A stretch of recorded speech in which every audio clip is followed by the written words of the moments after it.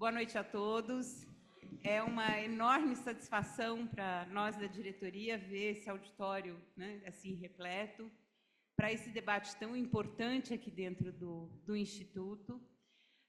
Eu começo, então, agradecendo, né, os nossos convidados, o Luza e o Renato, por terem aceitado o convite.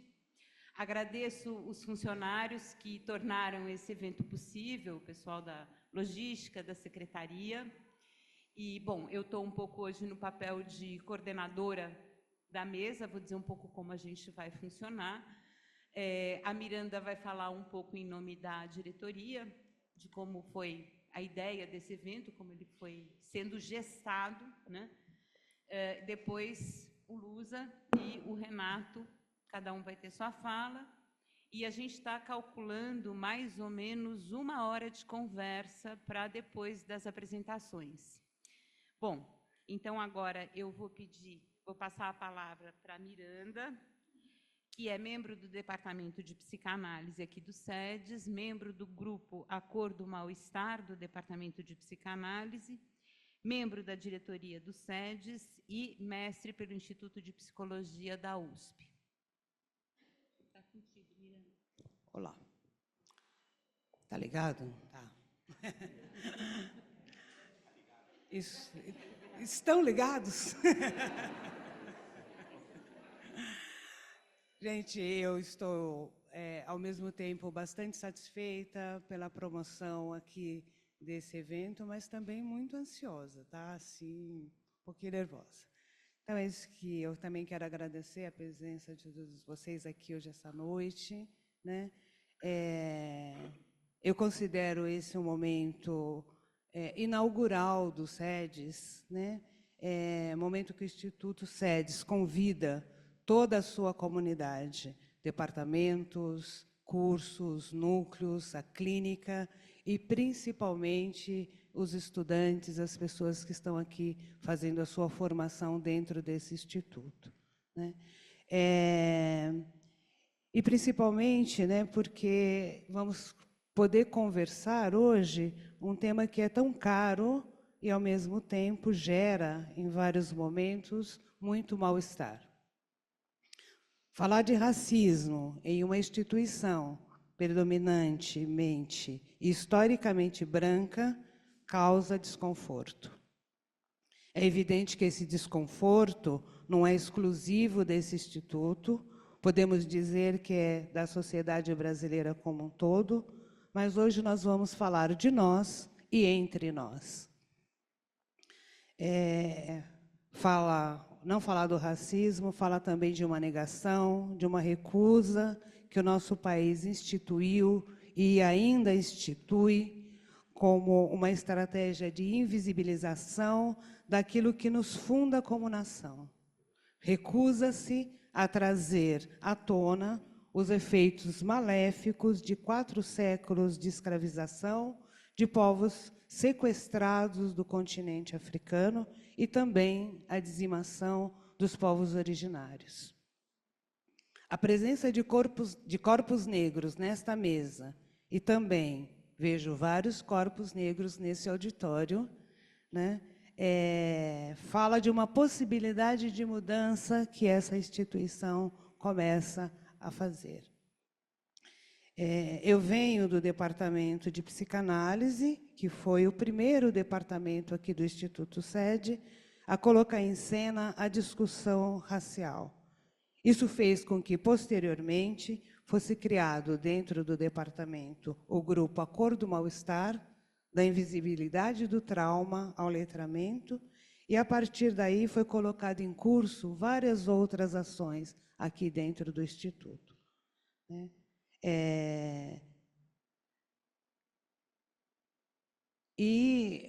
O que o departamento, o Grupo Acordo Mal-Estar, inicia, começa a criar aí vários frutos, como, por exemplo, as oficinas de aquilombamento e letramento racial, feito no Departamento de Psicanálise, Psicanálise na Encruzilhada, cadê o povo?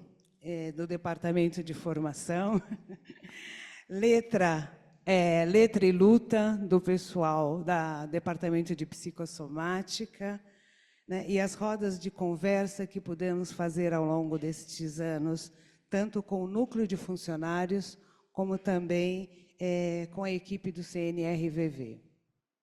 Espero que a gente tenha mais notícias de outras ações, de outros grupos que estejam acontecendo por aqui. Nos dê notícia, vamos conversar sobre isso hoje. Tá? E a implantação das cotas raciais pela diretoria do Instituto, que começa em 2022. Mas a gente sabe que a implantação das cotas é apenas o início, né? E que várias outras ações são necessárias. Só as cotas raciais não dão a sustentação necessária se não tivermos outras ações, principalmente para a gente pensar políticas antirracistas. Esperamos que essa discussão hoje e as rodas de conversa que vamos fazer amanhã, todo mundo aqui amanhã, hein? Tá? É? Minha mulher também? Também. Sua mulher também. Componham e estimule outras ações dentro aqui do nosso Instituto, para a gente poder pensar o enfrentamento ao racismo. Né? Então, eu também agradeço aqui a presença do Lusa Silvestre, né?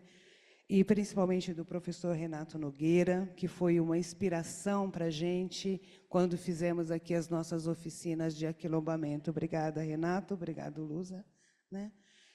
As oficinas de aquilombamento que pudemos fazer aqui entre 2022 e 2023. Tá?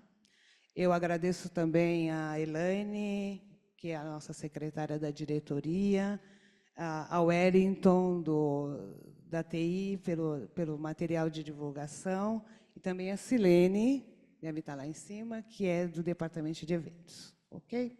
Então, vamos lá. Então, sem mais delongas, né, acho que o espaço hoje é para eles, para todos. Então, eu quero passar a palavra para o Lusa e, posteriormente, para o Nogueira, e que vocês se apresentem. Né?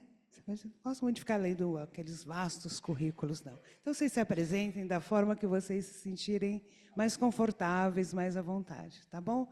E, mais uma vez, agradeço a presença de todos. Vamos lá e que tenhamos boas conversas e boas reflexões nessa noite. Obrigada.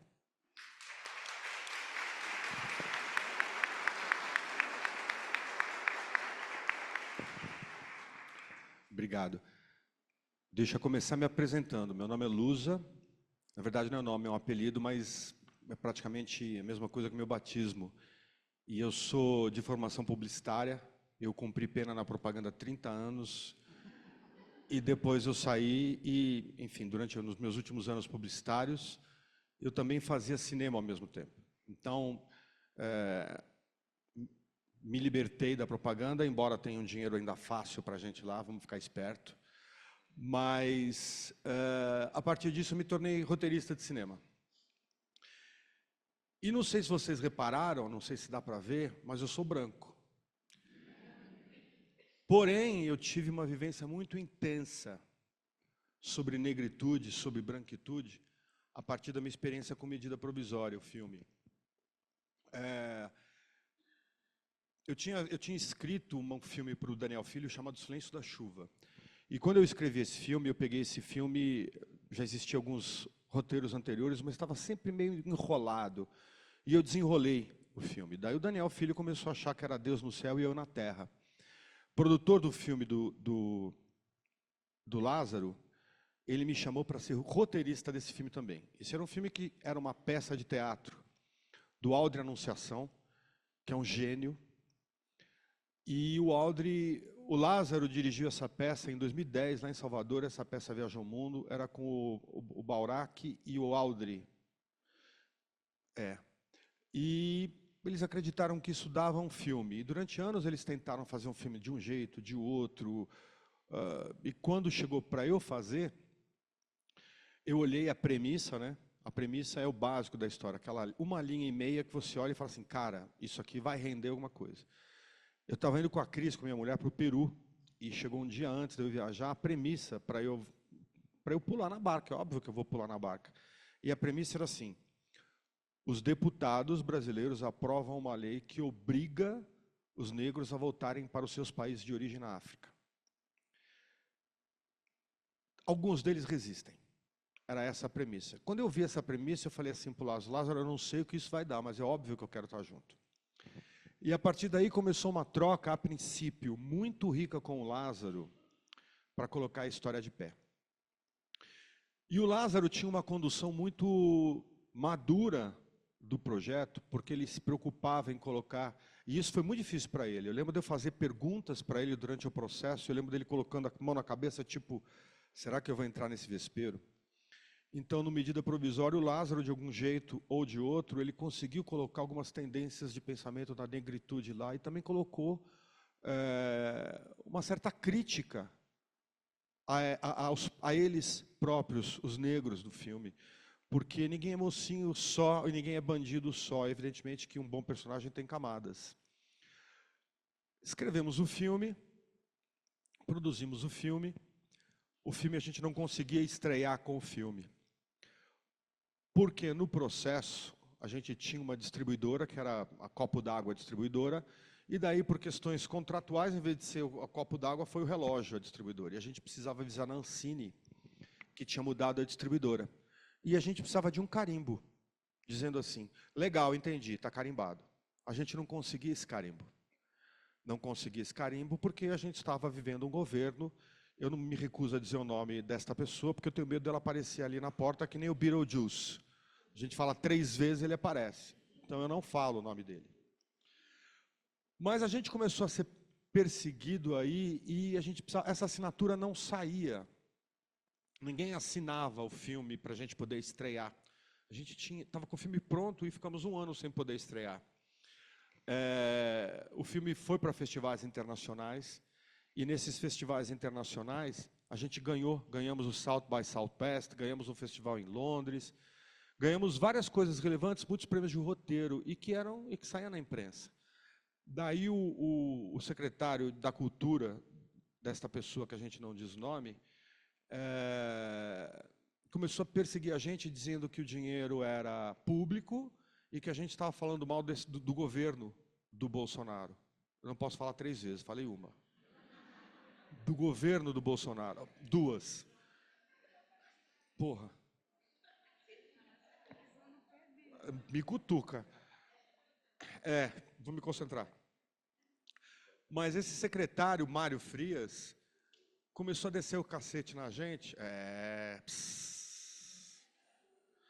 Tem piores, eu já vou falar dele. O secretário da Cultura, o Mário Frias, começou a achar que era um absurdo a gente captar dinheiro público para depois criticar o governo. Primeiro que não tem uma coisa a ver com a outra. O dinheiro entrou no projeto, a gente mete o cacete em quem a gente quiser. Se o público não gostar, azar o nosso.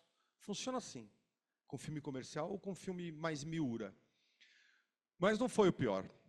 O pior foi o presidente da Fundação Palmares. Todo mundo sabe o nome dele, né? Guardem bem o nome dele. Que começou a criticar a gente também pelo mesmo motivo. Era um absurdo, porque ninguém tinha visto o filme no Brasil. O filme teve uma carreira brilhante lá fora. Daí, a gente, mesmo sem ainda ter esse carimbo para estrear, a gente foi para o Festival do Rio. E aí começou um deslumbramento meu com relação à negritude que eu jamais pensei que eu ia ter. E que tem a ver com essa nossa conversa hoje. Esse deslumbramento foi o seguinte. Nos festivais, eu ficava no mesmo hotel que o Aldri.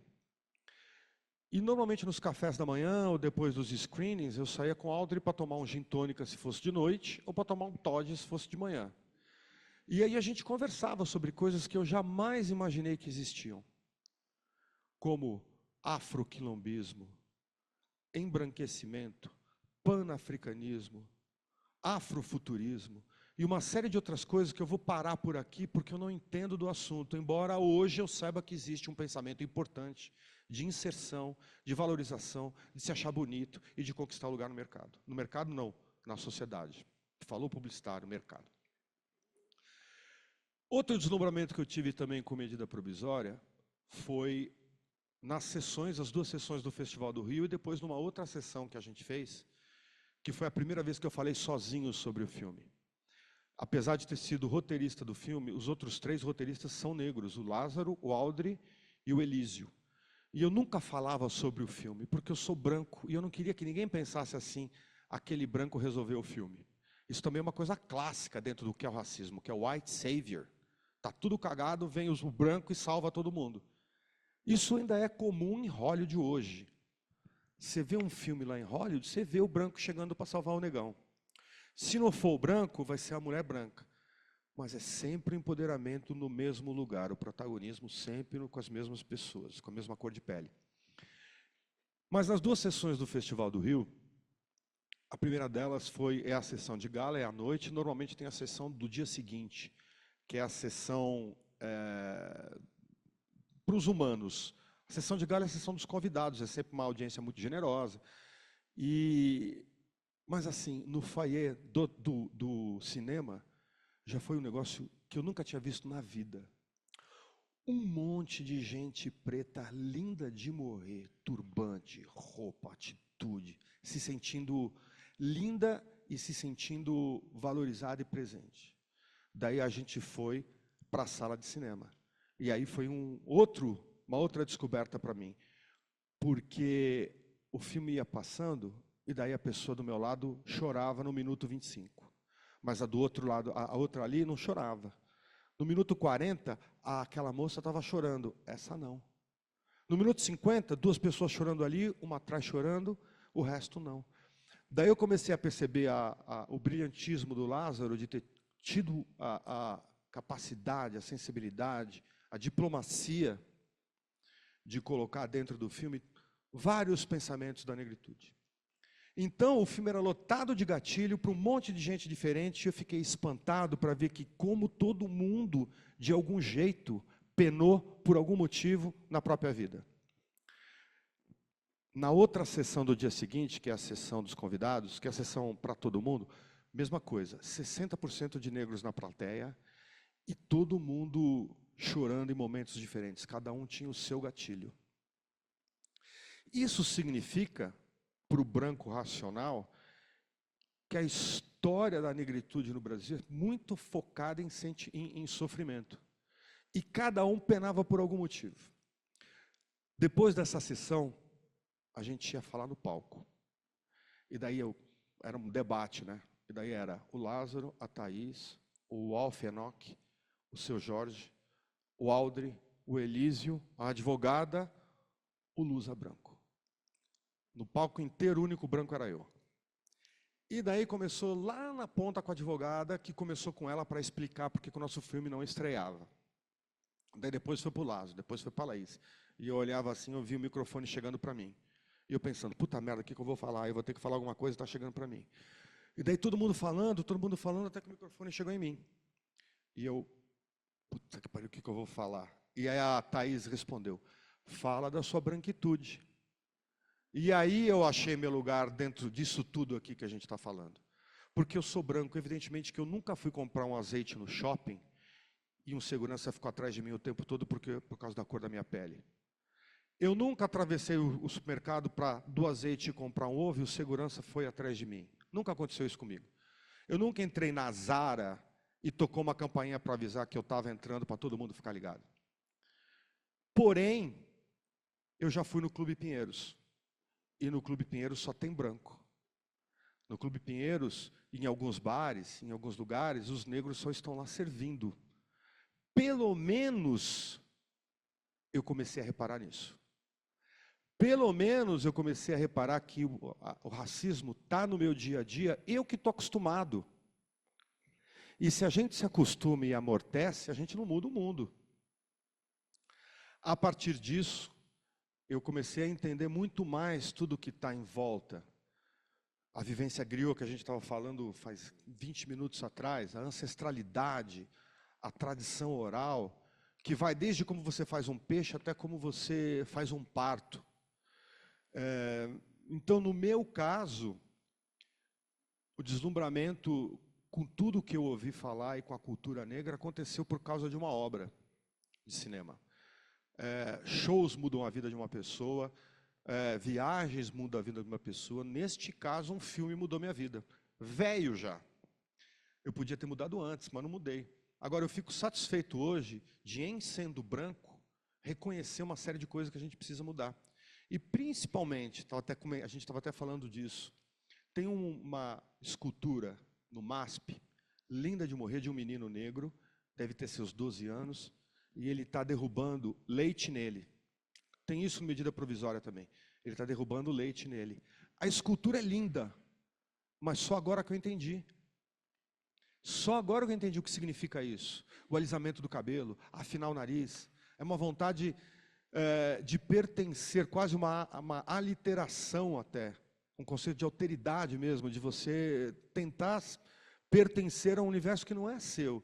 E nessa sempre leva a frustração. Porque as pessoas são bonitas.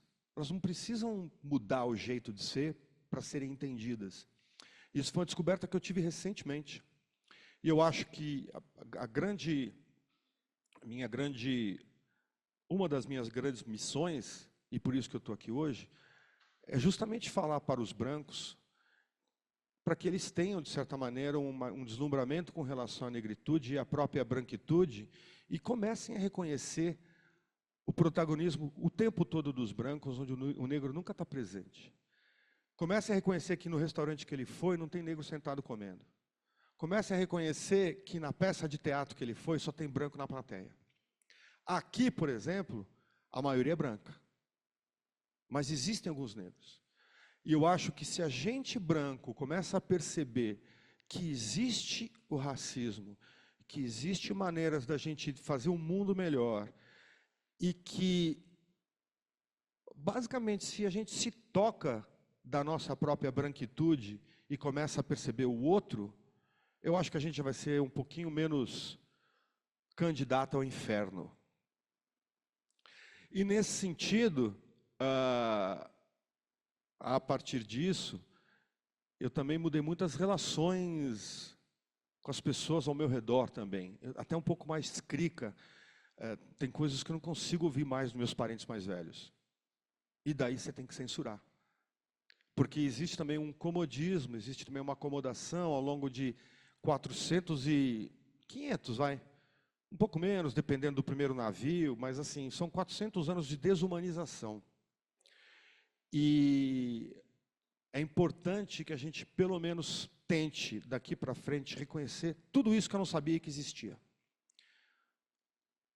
O aquilombamento, a vivência griot, o panafricanismo, tudo isso. Existe gente pensando o racismo e que pode ensinar o branco a também pensar o racismo. E nesse sentido, eu acho que a gente tem, além dessa chance de se descobrir a própria branquitude e se situar dentro desse universo que é evidente, explícito, a gente tem a chance de ouvir um pouco o Renato agora. Porque o Renato é um pensador disso, e ele vai falar coisas, principalmente para os brancos, que vocês não têm ideia que existe esse tipo de pensamento. Eu gostaria muito que vocês se deslumbrassem também com o que ele vai falar agora, e passassem pela experiência que eu passei. Porque apesar de eu ainda ter alguns cacuetes, que são porque eu vivo em São Paulo, na Zona Sul, há 54 anos, existe a chance da gente pelo menos saber que está acontecendo e que tem gente pensando isso legal. Então, depois dessa introdução cinematográfica, Renatão.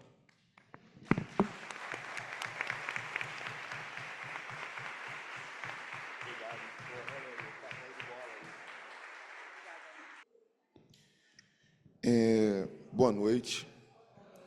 A gente agradecer o convite, SEDES, todas as pessoas que estão aqui envolvidas, né, com um evento como esse. E quando eu conversei com Miranda, ela falou o tema aquilombamento. Vou gastar 20 minutos para a gente poder conversar, mais ou menos 20 minutos, a contar da agora. Não sei se não aparecer, a gente vai ficar no quadro um pouco menor, tá? Do que ele todo ampliado.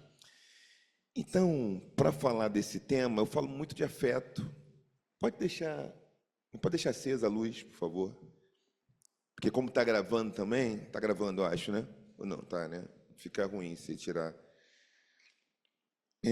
Dito isso, quando eu falo muito de afetos, de outros tantos temas, e aí trabalhar com aquilombamento, que eu gosto muito, mas eu tenho falado menos sobre isso, então foi uma grata surpresa. pensar em aquilombar aqui nesse tema com vocês. Eu inicio, indo ao ponto ali, com as referências, para a gente trazer principais referências no Brasil que nos ajudam a pensar sobre aquilombamento. Abdias do Nascimento e Beatriz Nascimento. O que eles têm de interessante? Aí eu avanço. Opa, não sei. Mexeu aqui não, né? Pode deixar que eu sei. Acho que está mexendo.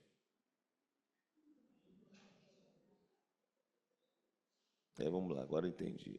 Pronto. Pode deixar. Vou mexer para o outro lado. A Beatriz Nascimento, o que ela traz de interessante para a gente? Ela faz um histórico, ela tem um trabalho, um artigo, que ela faz um histórico caracterizando a ideia de quilombo. O que é um quilombo?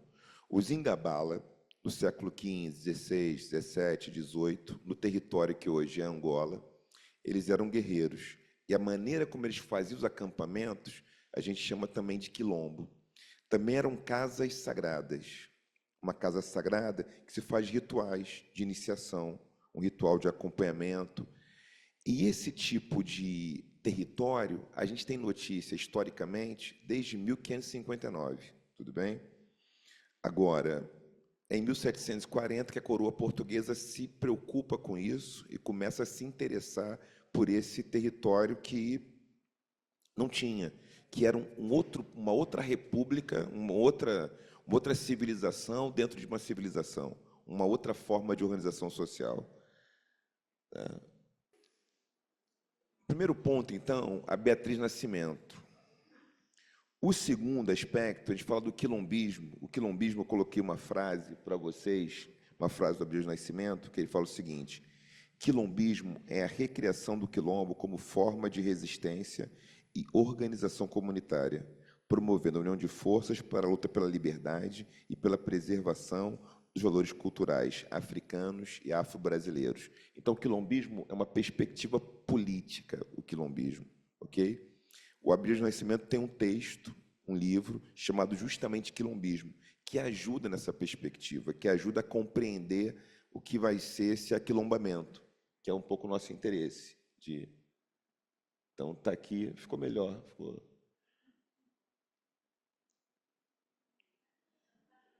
Não.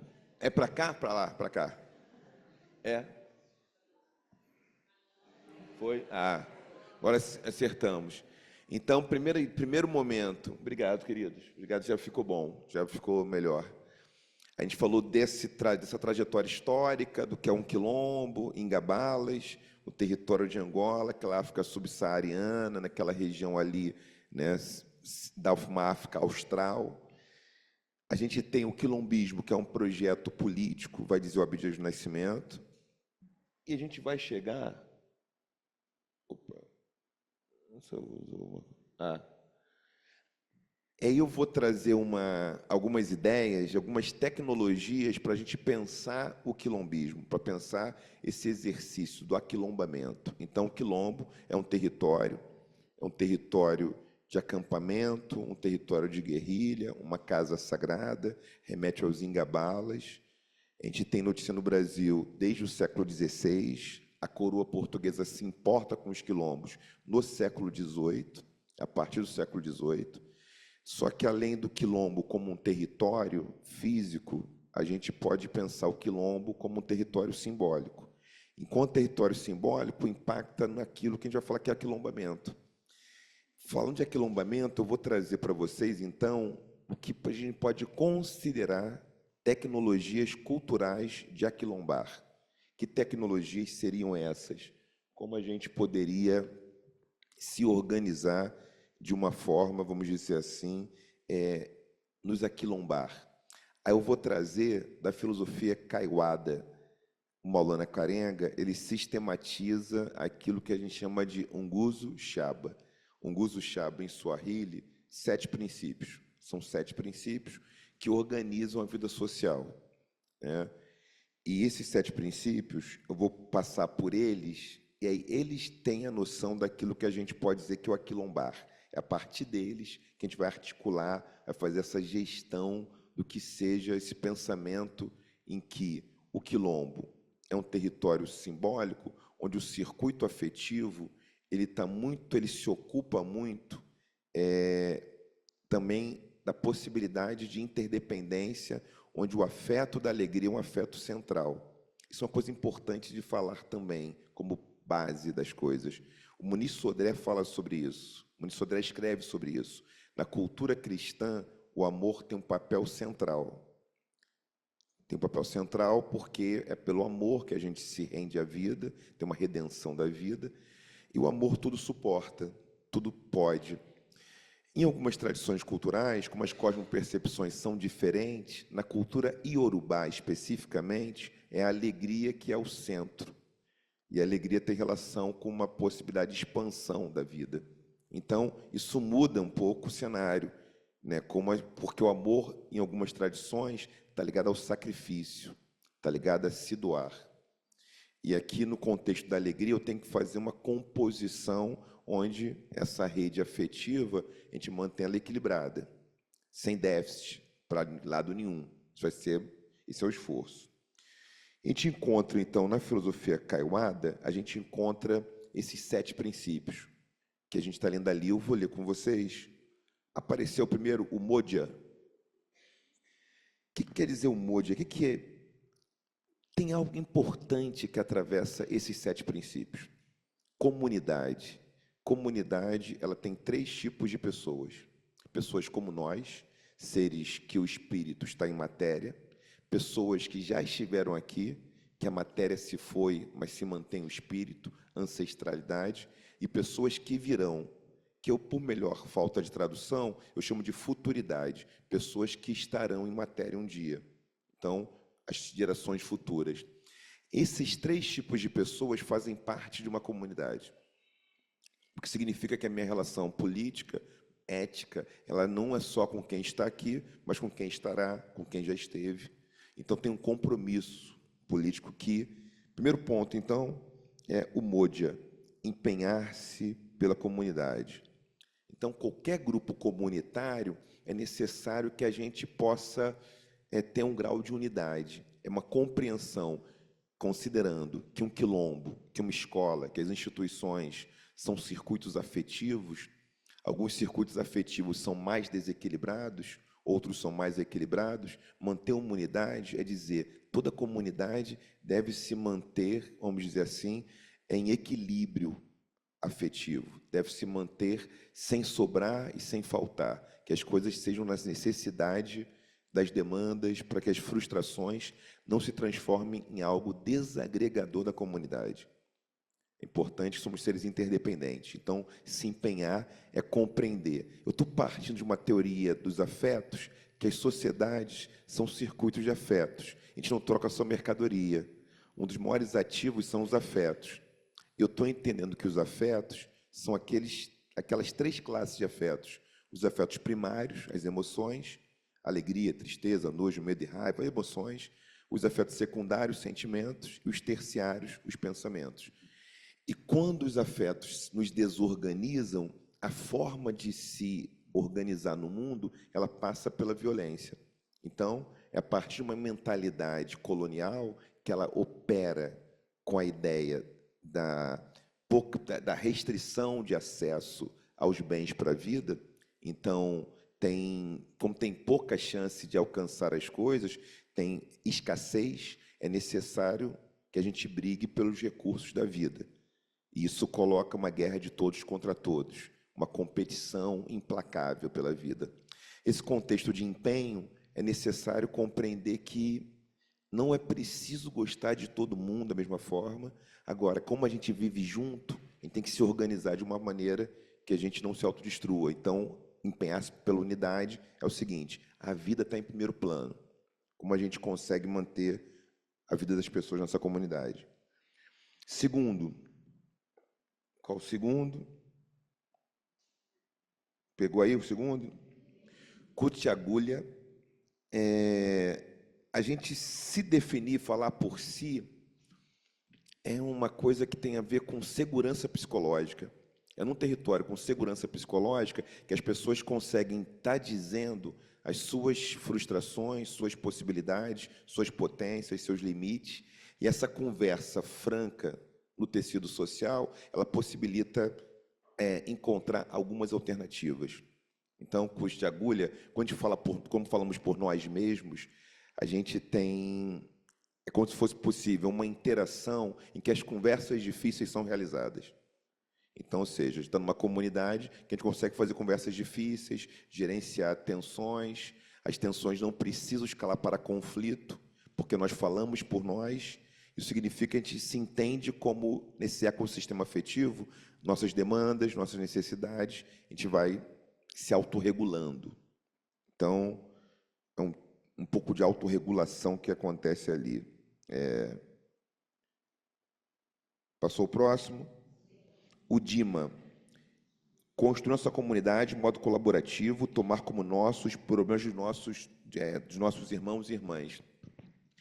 Isso tem a ver, uma explicação rápida, tem a ver com ritual, né? Tornar como nossos problemas dos outros. Vou dar um exemplo. Algumas culturas, falar em continente africano é falar em 55 países, se a gente incluir o Saara Ocidental, que não é reconhecido pela ONU, a União Africana reconhece. A gente falando em 492 povos diferentes, isso fala em continente africano, e tem eixos comuns. Agora, algumas culturas africanas, assim como culturas indígenas no Brasil, elas trabalham com cosmograma, vou falar por que eu estou dizendo isso, em que os homens têm sangue quente, mulheres têm sangue frio. Então, mulheres são muito racionais, homens são mais emotivos, a grosso modo. Esse sistema acontece em várias culturas. Vou dar exemplo de duas que eu conheço um pouco melhor. Os guaranis, eu aprendi isso com a Sandra Benite, minha professora, né, uma intelectual indígena que trabalha com educação guarani, educação indígena. E os povos zulus. Nesses contextos culturais, homens têm sangue quente, mulheres têm sangue frio.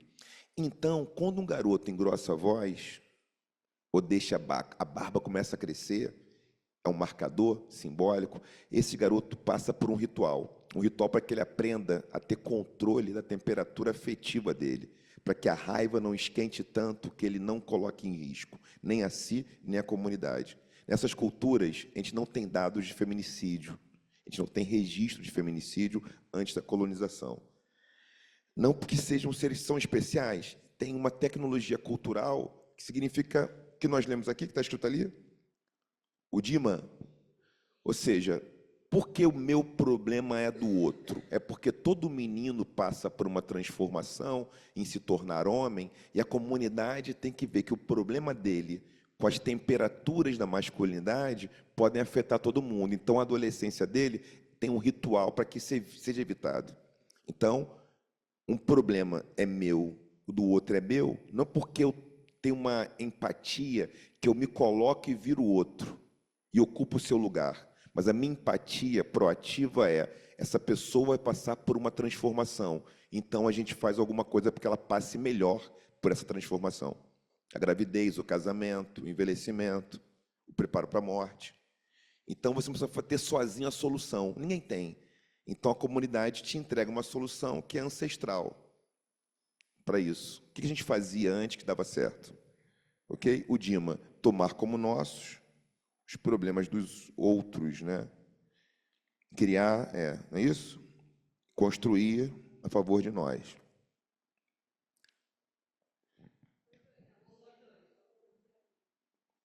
Tem qual agora? O DIAMA? O DIAMA. O DIAMA é construir e manter nossos negócios prosperando junto com a nossa comunidade. Tem um provérbio, mais ou menos um provérbio, bem um ditado popular, não sei direito, a expressão exata, essa expressão exata, mas mais ou menos o seguinte: é justo ficar rico desde que você enriqueça os outros. Então, mas esse enriquecer não tem a ver só com dinheiro, obviamente, nesse contexto, mas tem a ver com o seguinte: o prosperar junto significa como a gente consegue nessa comunidade que as pessoas possam prover a si mesmas e os outros com os seus talentos, com aquilo que eles têm de mais colaborativo, de mais construtivo. Então, algumas pessoas caçam, outras cuidam das feridas. O que a gente pode fazer para que a vida dos outros seja mais confortável?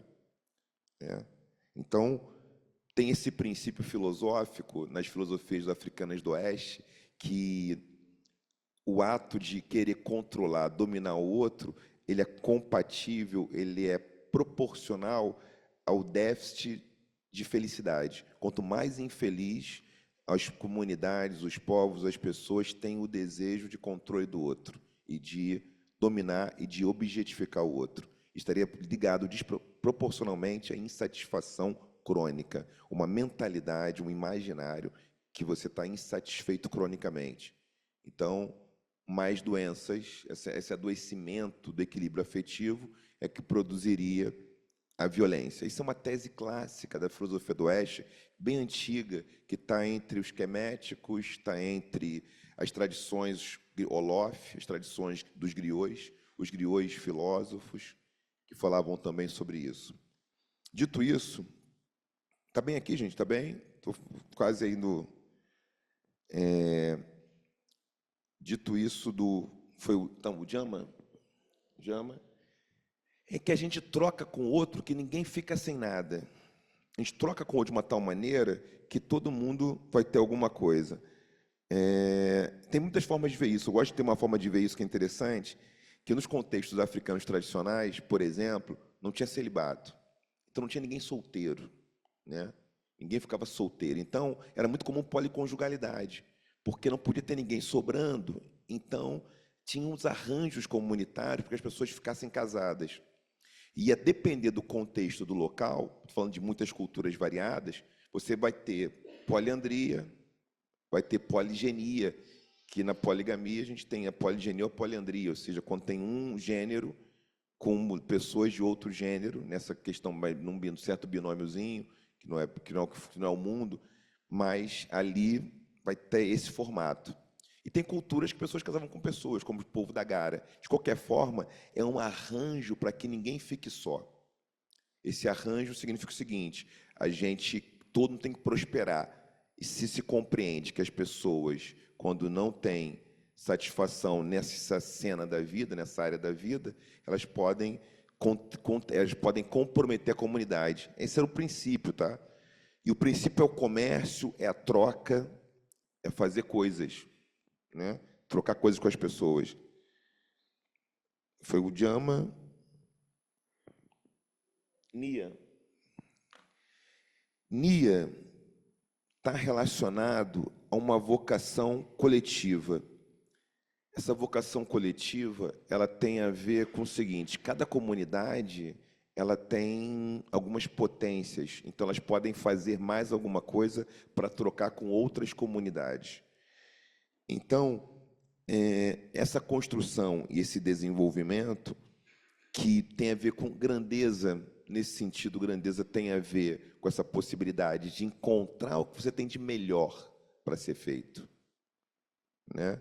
O que você tem de melhor para fazer, você tem de melhor para construir de uma tal maneira que é como fosse o seguinte: algumas tradições, as pessoas nascem com uma canção.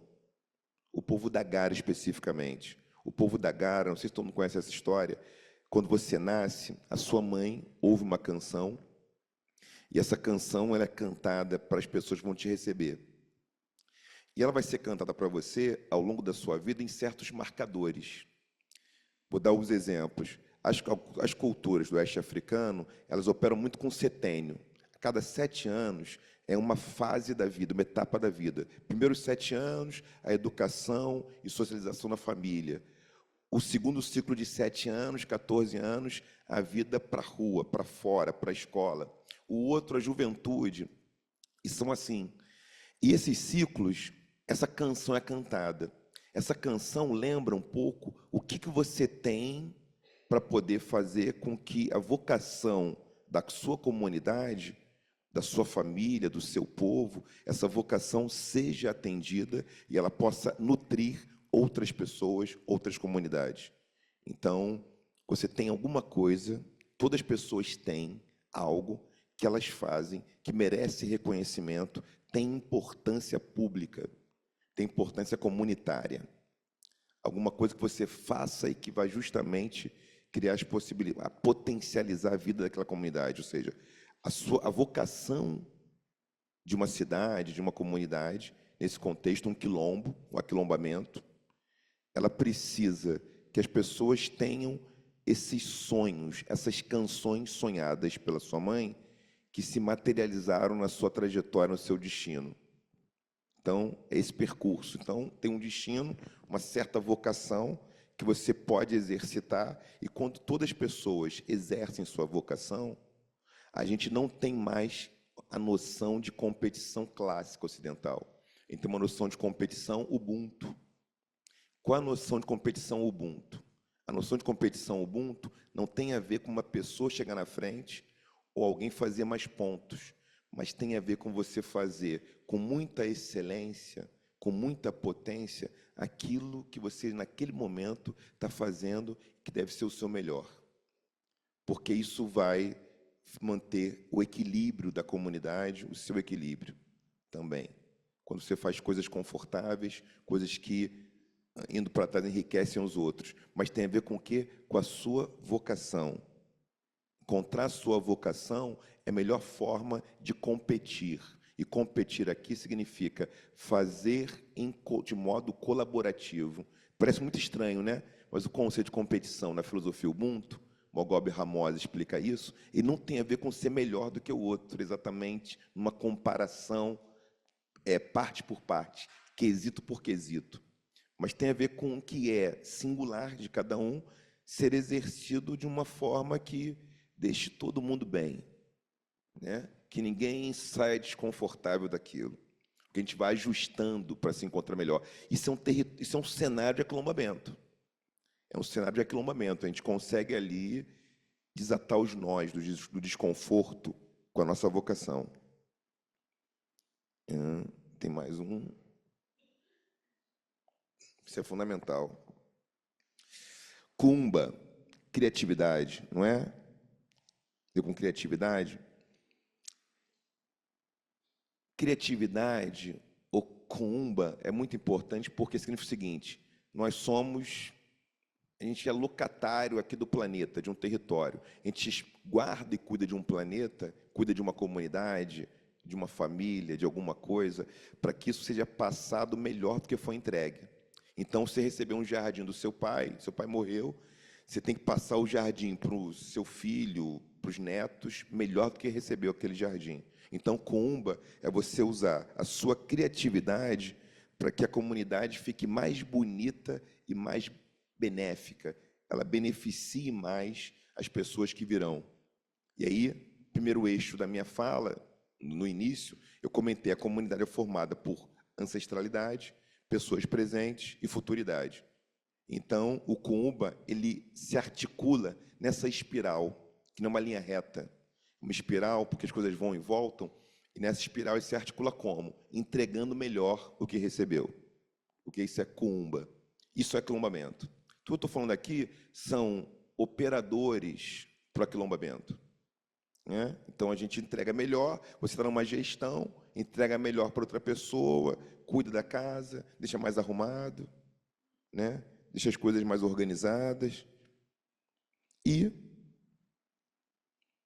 para finalizar, o sétimo, acreditar nas pessoas mestras, naquelas pessoas que fizeram uma trajetória. E aí eu lembro o Nego Bispo, grande mestre Nego Bispo, né? Que não é só o seu projeto, a sua pesquisa, mas uma trajetória também. Tem um grau de coerência, a humanidade comporta contradição, mas tem alguns graus de coerência importantes nisso que é a sua trajetória com aquilo que você diz, com aquilo que você sustenta, com aquilo que você defende. Então, confiar nos mestres e mestras é poder aprender com as pessoas que podem funcionar um pouco como uma espécie de GPS existencial, né? O GPS, o Waze, esses programas de trânsito, eles dizem onde está o engarrafamento, né? É isso. Você diz, por aqui pode se gastar menos gasolina, pode gastar menos tempo, pode chegar no seu horário. Então, nós estamos te orientando um pouco, né? Ninguém escolhe pelo outro, mas a gente pode nunca tomar uma decisão sem mais apoio. A decisão é sua, mas não é solitária. a sua decisão ela conta com o apoio de uma comunidade. Então, e de pessoas que fizeram caminhos e sustentaram esses caminhos que foram feitos. Então, pessoas mais velhas ou não mais velhas numa perspectiva, num aprendizado, que podem ensinar alguma coisa. Mais uma vez, o ritual. Lembro de rituais como o dos Tonga. Os Tonga têm rituais, um casal amigo, eles casaram no continente africano, entre o povo Tonga, depois casaram no Brasil, e tem rituais clássicos que são assim: durante uma semana ou mais, a depender, o casal passa por uma imersão antes do casamento, né? E assuntos dos menores, dos mais detalhistas aos mais amplos e gerais, são discutidos, desde chegada de crianças no relacionamento, até tensões numa situação de escassez. Então, é muito conversado. E tem um ritual bonito de alguns povos, que isso repete em povos variados, que quando o homem casa com uma mulher, o povo da Gara, as pessoas casam com pessoas. Não sei se todo mundo sabia disso, eu comentei já, né? Então, uma das culturas africanas que tem homens que casam com homens, mulheres que casam com mulheres, o gênero não determina o seu lugar dessa forma, não é binarista, né? Tão binário. E antes que o homem se casa com uma mulher, ele passa por um ritual em que ele vive fazendo coisas mais frequentemente feitas pelas mulheres naquela comunidade. E a mulher faz coisas mais frequentemente feitas pelo homem, ou por aquele homem com o qual ela vai se relacionar, com o qual ela vai casar. Então, tem homem que ele é caçador, a mulher é caçadora, ou então a mulher é caçadora, o cara é cozinheiro, ela fica cozinhando e fica caçando. Eles fazem coisas que o outro faz para vivenciar essa experiência do outro. E esses casamentos, eles são renovados pelo menos uma vez por ano, que é o ideal, porque ninguém pode dizer sim uma única vez. Então, isso é confiar no mestre e mestra. É alguém que vai te falar sobre um caminho que você vai trilhar, não para dizer como você o trilhará, mas para dizer: você quer mais confusão? Tem aqui, né? Você não quer muita confusão? É assim que eu vejo. E você vai vendo, experimentando esse caminho. Isso é quilombamento. Ok? E dito isso, o que é quilombar? Né? O que é quilombar? Fechando aqui, né? O aquilombar, ele é uma resistência coletiva. O aquilombar, ele reafirma valores de uma África global. O que eu chamo de África global é uma África plural, uma África que não está só no continente, está na sua diáspora também, e no dinamismo das culturas africanas afro-referenciadas, afro-perspectivistas. A África global é uma África que está para além dos 55 países, está além dos 492 povos, ela está presente no afrofuturismo, no continente e outros lugares. Uma África no planeta. E essa África no planeta é uma forma de aquilombamento, reconhecê-la.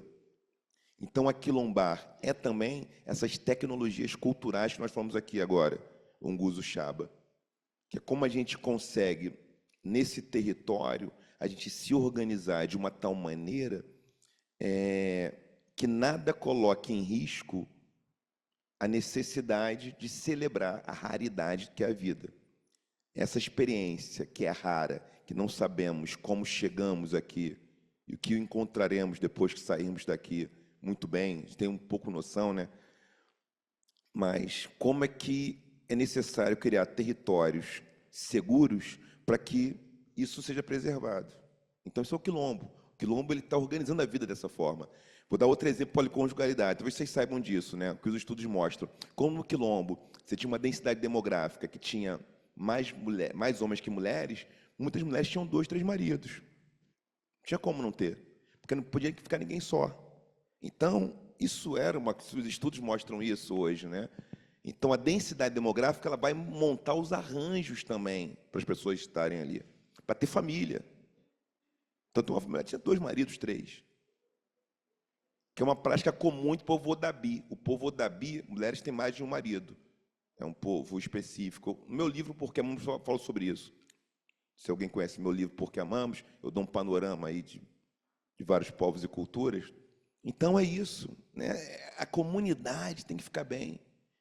Deixa todo mundo feliz para ninguém ficar muito triste. Para a tristeza ser só uma emoção de inflexão e reflexão para o encontro, é aquilombamento. Então, estou dando aqui alguns exemplos de contextos culturais, e aquilombamento, como a gente resolve o problema dessa comunidade, de modo que ninguém saia, que a gente consiga organizar a vida de todo mundo. É um pouco isso que é o aquilombamento. Faz sentido?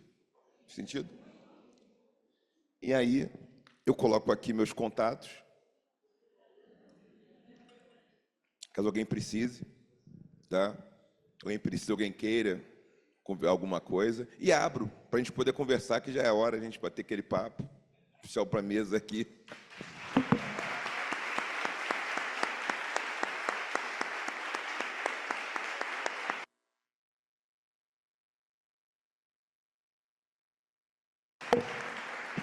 Ó, no Quilombo dos Palmares, que tinham mais homens que mulheres.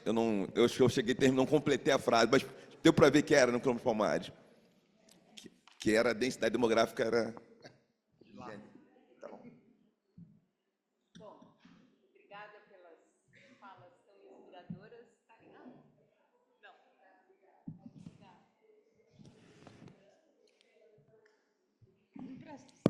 Não. Não, agora ligou, tá.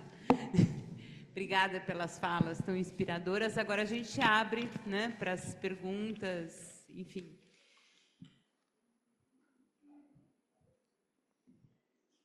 Vale aquilombar, gente? Vale aquilombar? Um quilombo? Quilombo, aquilombar vale a pena? Ninguém fica sozinho no aquilombamento. Se for aquilombamento. Óbvio que as culturas são dinâmicas. E as pessoas são solteiras, obviamente, no continente africano, né? E é isso. Agora, os contextos tradicionais, historicamente, essa era uma forma de arranjo. O Quilombo dos Palmares era isso, né? Então, por exemplo,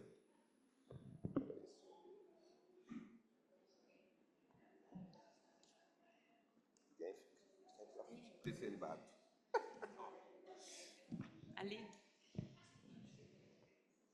sem celibato. Ficar sem celibato. Os dois maridos eu não topava, não.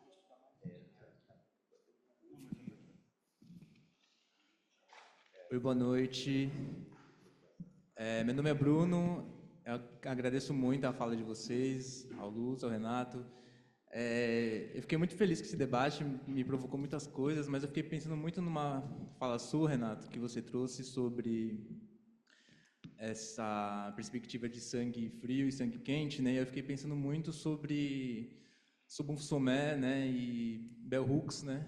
E eu fiquei pensando o quão hoje em dia essa ideia de aquilombamento, né? Tá um pouco perdida, assim, principalmente nas comunidades negras, assim, né? Por mais que tenha esse conceito e, enfim, muitos trabalhos do movimento negro aqui no Brasil. Mas eu fiquei pensando nessa questão do sangue quente, sangue frio, né? E nesse respeito que pode ser edificado, né? Em relação às mulheres, né? E os homens em relação às mulheres, e que hoje em dia é muito muito morto, assim, né? Por muitas coisas, né? Em relação a uma sociedade patriarcal, né? Ao machismo. Mas eu fiquei pensando muito nessa ideia do amor, assim, né? E nas relações românticas, né? E eu queria fazer uma pergunta, assim, como que você acha que essa ideia, né, de realmente respeitar as mulheres, né? Os homens respeitar as mulheres, né? E juntar com essa ideia do aquilombamento, porque eu fico pensando que quando o Bell Hooks fala que as mulheres estão incentivando mulheres e amando mulheres, né? É uma perspectiva totalmente das que o homem tem em relação à mulher, né? E da questão do feminicídio, da violência, do apagamento de tantas coisas, né? Nos lares, né? Nas famílias, nas pessoas que estão usando políticas públicas, né? E as mulheres que sofrem violência, né? Então, eu fiquei pensando muito nessa perspectiva. E Sobonfu-Somé também fala dessa perspectiva, né? No espírito da intimidade, né? Ela fala sobre esse cuidado que a comunidade tem com os casamentos, né? Esse respeito que a comunidade tem e esse afeto mesmo que a comunidade tem com os casamentos, né? Então não é algo que é isolado, mas algo que é realmente em comunidade, né? E aí eu fiquei pensando aqui, como você acha que a gente pode, hoje, tratar disso nas comunidades mesmo, na periferia, né, no movimento negro, para que homens possam respeitar cada vez mais as mulheres e realmente possam amá-las, né, de fato, não só conviver com elas, né, mas escutá-las, por um exemplo, né, pensando em tudo que você trouxe nesse sentido, né. Então, eu fiquei pensando muito nessa perspectiva, assim, de Bell Hooks e Somé. Pode ser 3, então?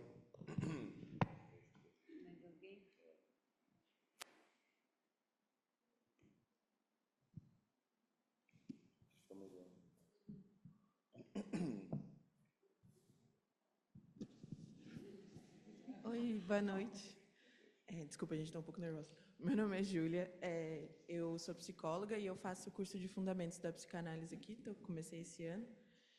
E eu queria trazer uma discussão que a gente está estudando agora a feminilidade no Complexo de Édipo, né? E a gente trouxe bastante essa discussão de como o Complexo de Édipo foi teorizado por homens, para homens, né? O Freud fala muito sobre isso. Só que teve uma aula que eu falei que o que a gente aprende enquanto clássico na universidade nos dá pouco ou quase nenhum embasamento para atender a grande maioria das pessoas no Brasil, pessoas negras e periféricas, né? Quando não dá embasamento, muitas vezes dá embasamento violento, né? Eu acho que eu chego na minha clínica, que é majoritariamente de mulheres negras, e muitas delas foram violentadas por psicólogos que descredibilizaram a violência que elas trazem, né? Mas a minha pergunta, acho que eu inicio falando isso, porque eu venho pensando bastante sobre como na graduação, nas pós-graduações, nos cursos que a gente tem uma necessidade, né? É imposta uma necessidade muito grande da gente estudar os clássicos e compreender esses clássicos. E eu sempre me pego pensando há um tempo como isso vem da filosofia, que a gente tem filosofia na psicologia, né? Que filósofos a gente estuda, que tipo de filosofia a gente estuda. Então, quando a gente fala, por exemplo, do complexo de Édipo, quando a gente fala das noções de identidade, a gente vai remontar o Totem Tabu, vai remontar o Freud, e que sociedades são essas, né? A professora que eu faço, a Luana, e ela traz uma discussão muito interessante do que é o Totem Tabu, qual o papel das mulheres nesse mito, né? E eu queria pedir para vocês falarem um pouco sobre, acho que essa necessidade de tensionamento mesmo do que é o clássico, do que é essa filosofia. Porque eu tenho um psicólogo que eu gosto muito, que é o Lucas Veiga, e no livro dele que ele fala, né, que é a Clínica do Impossível, Linhas de Fuga e de Cura, que é sobre a clínica com pessoas negras, e ele se permite construir uma ideia do complexo de Nanã, que é uma outra tecnologia, ele usa o mito iorubá de Nanã, né, que eu não vou lembrar muito bem, mas que ele fala que quando o Lumirá estava construindo o mundo, ele vai perguntando aos orixás que material seria interessante para construir o ser humano. E Nanã fornece o barro, nessa perspectiva de não ser rígido, né, de que o barro em contato com a água se dissolve. E eu, por exemplo, na minha clínica, já vi utilizando essa ideia de como isso é interessante, porque, por exemplo, chegam muitas mulheres negras com uma rigidez muito grande, né? Eu preciso acertar, porque eu sou uma mulher negra e eu vou ser cobrada 2 vezes mais. E eu vejo, então, acho que a necessidade de a gente tensionar essa ideia, porque quando a gente usa esse tipo de filosofia, por exemplo, que o Renato trouxe, as perspectivas de cura da clínica, e não só na clínica, quando a gente está num hospital, quando a gente está numa UBS, quando a gente está num atendimento social, faz toda a diferença. E se a gente passa anos e anos da graduação e da pós-graduação estudando só os clássicos, como se... Não que a gente não precise, eu sei que a gente precisa, mas eu fico pensando até que ponto. E até que ponto, se a gente não intercalasse mais essas filosofias com outras teorias, não seria mais interessante, assim, é isso. Acho que tem mais um, então a gente... Se tiver, tem mais uma.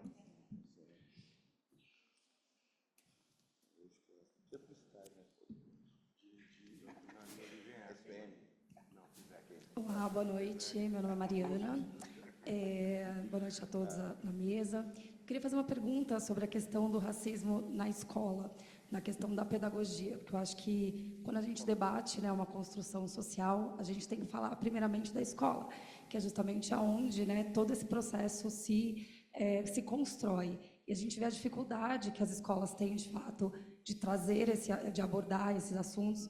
Inclusive, a gente tem uma lei que a história da cultura africana ela é obrigatória nas escolas e muitas não compõem, né, esse contexto. Essa semana a gente perdeu um aluno da escola Rio Branco, do Colégio Rio Branco, ele cometeu suicídio. Era um garoto periférico, era um garoto gay, negro, ele era superdotado, ele tinha uma bolsa de estudos nessa escola. E a gente vê como é difícil a inserção desses assuntos dentro da educação. Então, eu sou mãe de uma criança branca, claramente, eu sempre trouxe esses assuntos para o meu filho de uma forma mais clara possível, tentando trazer literatura, aproximação dos debates, mas como é difícil, porque quando a gente entra na escola, a gente tem, de fato, uma questão que ele vai conviver com outras pessoas que têm outras questões raciais muito fortes, e isso veio para dentro da minha casa de uma forma bem inusitada, independente de todo o trabalho que a gente tem feito com ele desde o nascimento.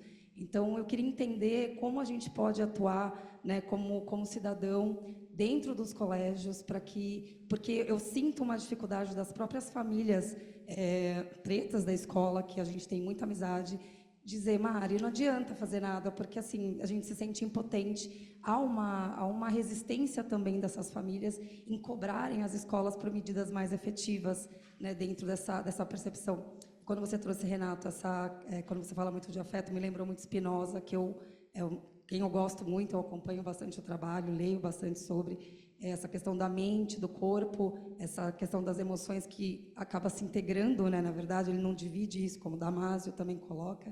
Então, eu queria entender como que a gente pode atuar. A Secretaria de Educação também tem uma flexibilidade grande com essas questões que são importantes na escola, mas eles deixam passar, mesmo a gente atuando, pedindo para que essas leis sejam implementadas dentro da escola, e a omissão das gestões escolares, que é muito presente também, ela é clara ali. Então, eu queria entender como que a gente poderia pressionar de uma forma mais ampla, mais efetiva, com o que a gente já tem dentro da lei, as escolas, as gestões, para que, de fato, implementem, né, esses debates dentro da escola. É isso.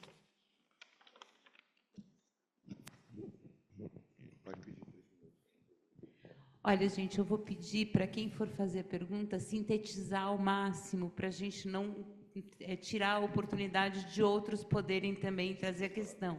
Então, perguntas mais pontuais, mais precisas para ajudar a gente no debate, tá bom?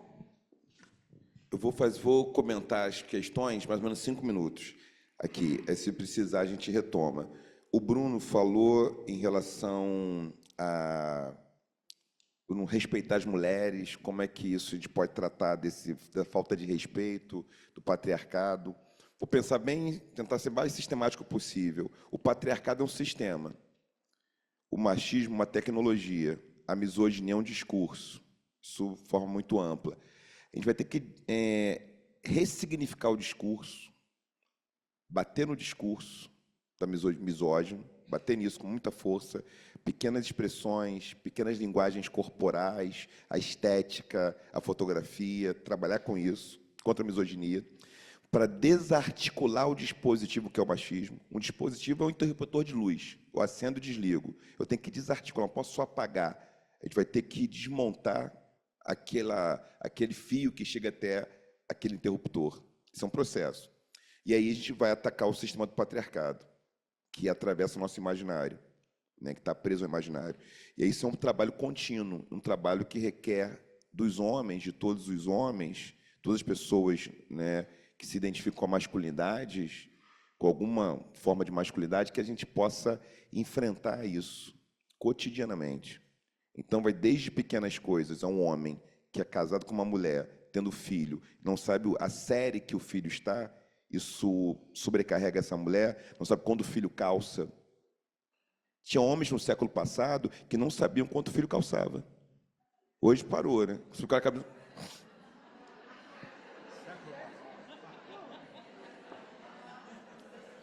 Essa menina tem que série mesmo? Que série que ela está? Sabe nessa história que tinha isso? Que série que ela está? Não sei. 4º ou 5º ano? É 6º? Não tinha isso? Alguém já ouviu isso, não? Oi? O nome da professora? Qual professora? Então, isso já ajuda. Júlia, feminilidade, complexo de Édipo, como a gente faz questão de ler os clássicos ou não? Eu gosto muito de fazer projeto, mas na pós-graduação, a gente não precisa, a gente tem que fazer pergunta antes de tudo. A depender da pergunta, a gente vai trazer um corpo de autoras e autores, um corpo teórico diferente. Depende do problema e da maneira que a gente quer enfrentar o problema. Então, se eu quero discutir, por exemplo, mais-valia, provavelmente a teoria do materialismo histórico dialético, ela nos ajuda. Marx, Lukács. Eu quero discutir o inconsciente. Marx não serve, né, muito para isso. A gente pode ler, vamos ler Freud, vamos ler, embora. Então já muda de figura. Melanie Klein, quero discutir uma abordagem da infância por um caminho. Então isso vai mudar. Então quero discutir policonjugalidade. Quem fala sobre isso? Quero discutir outras formas de artesanias afetivas. Quais são os clássicos desse tema, dessa abordagem? Então a gente faz a pergunta antes. E aí você pode ou não ter que ler Malinowski. Talvez não precise. Talvez precise. Então, aquela questão clássica da teoria como caixinha de ferramenta, que a gente pega ali conforme a necessidade. Não precisa usar só martelo, só chave de fenda. A gente pode ampliar o leque. E aí, conforme a nossa pergunta, a gente vai por um corpo teórico diferente, né, que é o que te interessa. Quais são os interesses? Então, é muito mais construtivista o currículo. E vou passar já racismo na escola. Tem muitas secretarias municipais de educação que têm formações continuadas. Tem muitas instâncias do terceiro setor que fazem incursões nas escolas. As escolas de classe média, o Brasil, sociologicamente, a gente tem 5 categorias, né, 5 estratos sociais de classe econômico-cultural, A, B, C, D e E. Classes A e B, majoritariamente população branca. Então, não necessariamente tem um interesse, não que tenha na classe C ou na classe D, mas é distinto, porque tem o poder do Estado que entra. E a gente falar em famílias com renda per capita mais alta, as 10%, 20% mais alta, botar de 20%, tem um espaço, uma atmosfera de branquitude. Então, nem necessariamente vai ter esse debate sendo feito. Então, não necessariamente uma escola que não se compreende como uma usina de afetos. Eu tenho que trabalhar com essas questões, essas dimensões políticas, cognitivas. É uma questão epistemológica também, o racismo. Ela pode não fazê-lo, mas tem muitas escolas, muitas instituições fazendo. Eu não vou falar o nome de cada uma delas, para não fazer propaganda também, mas tem muitas instituições que têm se empenhado nisso, em fazer consultorias com as escolas privadas interessadas em aprofundar esse debate. Então, o que é recomendável? Que a instituição procure, né, os agentes que fazem formação continuada, os agentes que fazem formações contínuas, que dão suporte, que ajudam a mudar o projeto político-pedagógico da escola. O PPP tem que ser modificado. Se não muda o PPP, não interessa, não adianta. Então, isso é um processo que tem a ver com o interesse político, com a vontade política da instituição de enfrentar isso.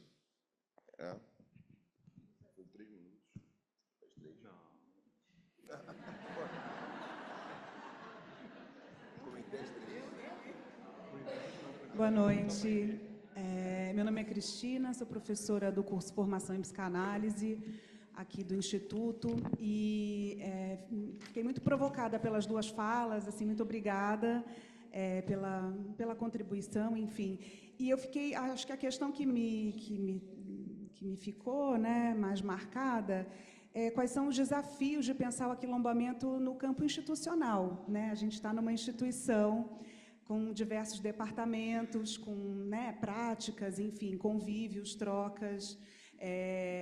E fiquei pensando muito, eu gostei muito, Renato, quando você trouxe os princípios ali do aquilombamento, e como é que a gente pode pensar o aquilombamento do ponto de vista institucional, validando esses princípios como um saber que tem valor, né? Porque senão a gente, vamos dizer, reorganiza, né, enfim, burocraticamente algumas coisas, mas os princípios continuam os mesmos, né? Então, quais são os desafios da gente pensar o aquilombamento numa instituição? Obrigada.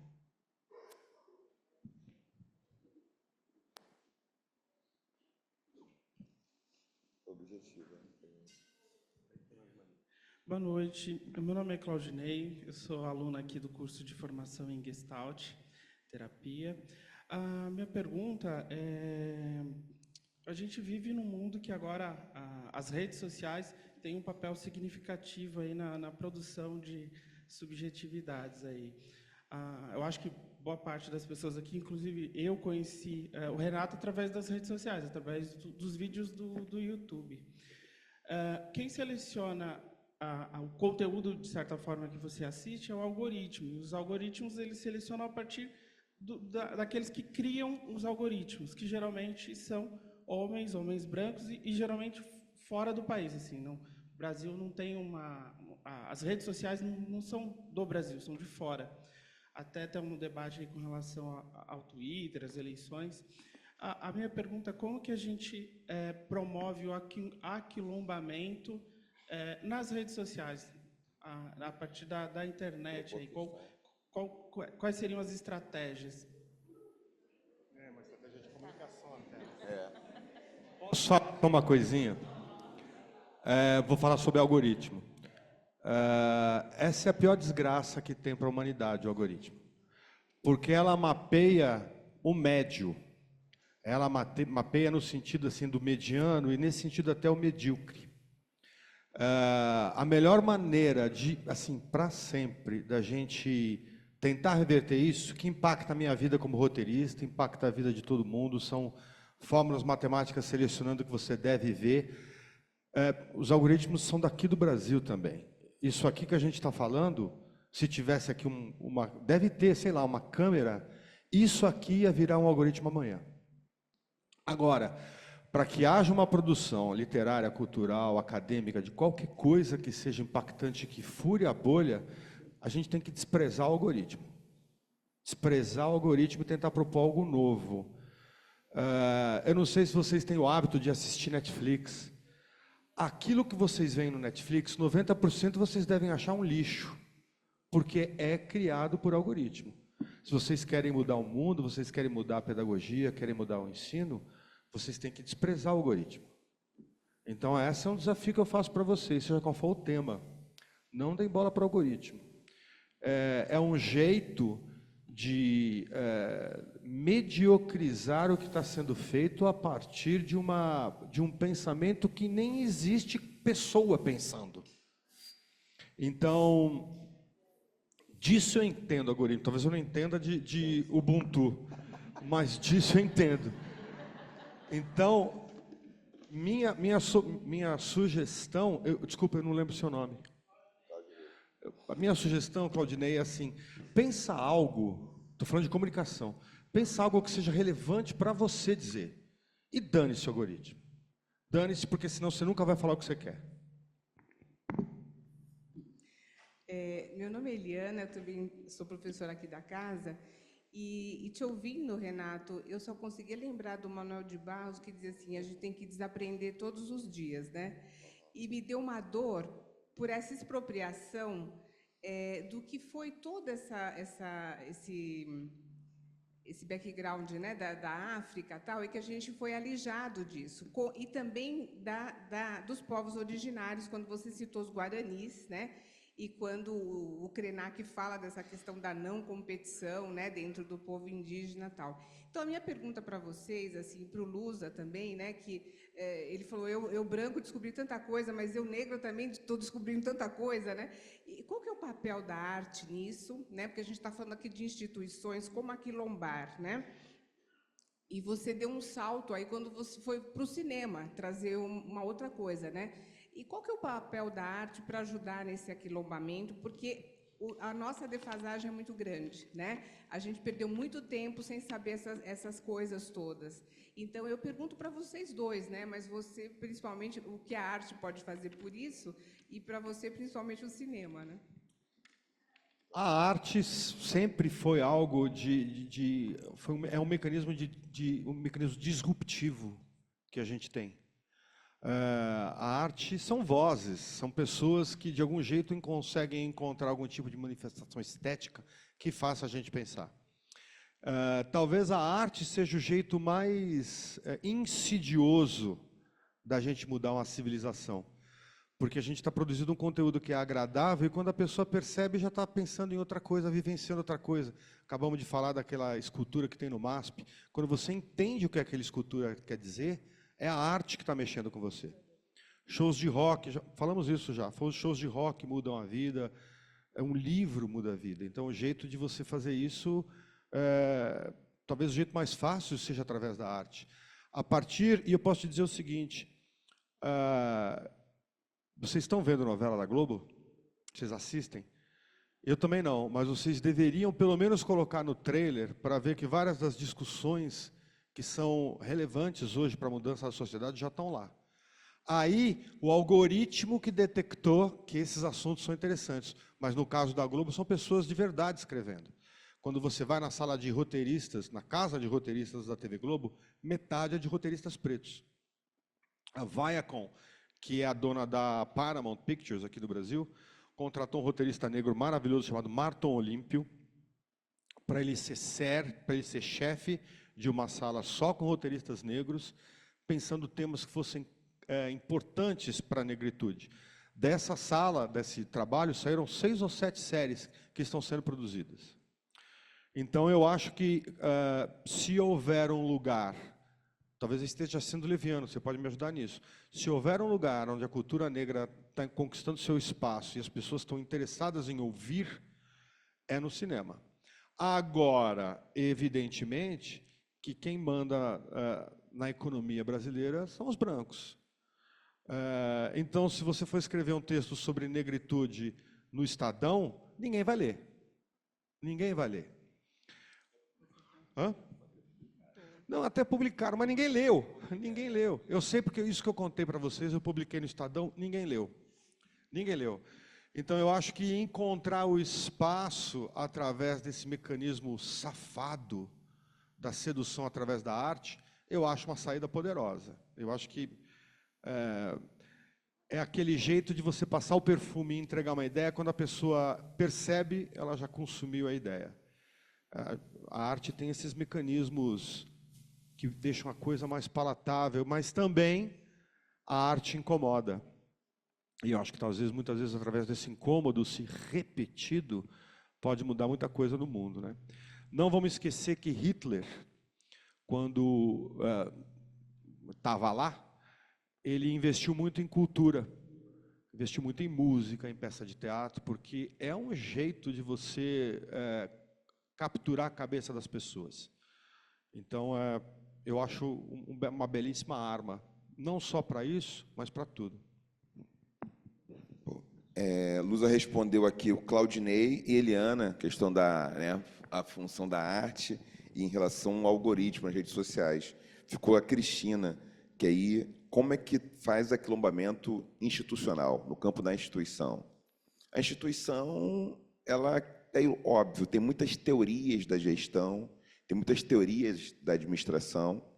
Falar em planejamento é alguma coisa que atravessa muitos sistemas teóricos de gestão, de administração, como a gente planeja, calcula, mede desempenho, como a gente aproveita o que não deu muito certo para não errar de novo.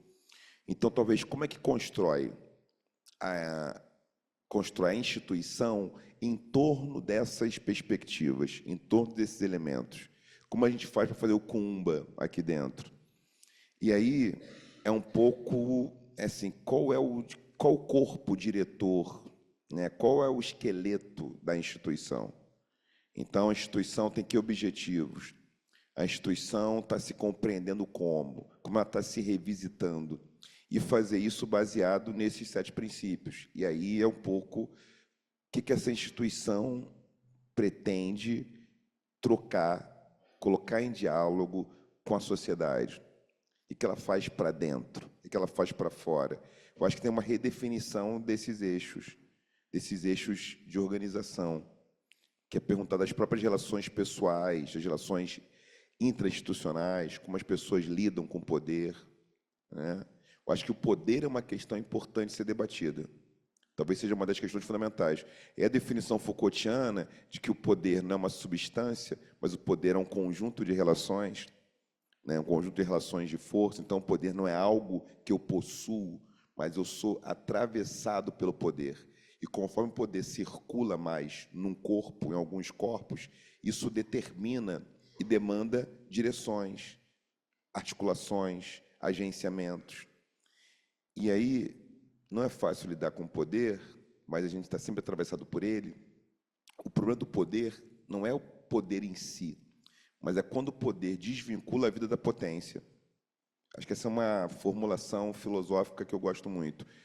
Então, num contexto de um Guzo Chaba, o poder não pode ser exercido de uma maneira que ele faça do humano, das pessoas, seres apenas de objetificação, de extração, de aparelhamento, de hiper sugação daquele corpo, daquela energia. Então, ele vai ter que fazer como a gente faz as coisas e a gente troca numa justa medida.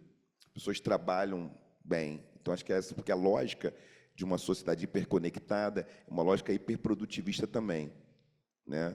Todo mundo workaholic. Como tem tempo livre na vida?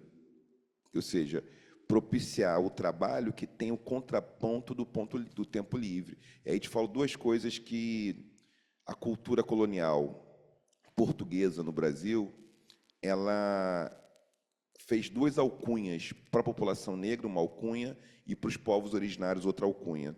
A alcunha da preguiça para os povos indígenas e a alcunha da malandragem para a população negra. Esses dois apelidos, ou essas duas noções, elas são ferramentas políticas que estão diante de populações, de povos, uma população e um povo, que tinham uma relação com o trabalho que não é uma relação de esgotamento, de transformação do corpo em mercadoria e ferramenta.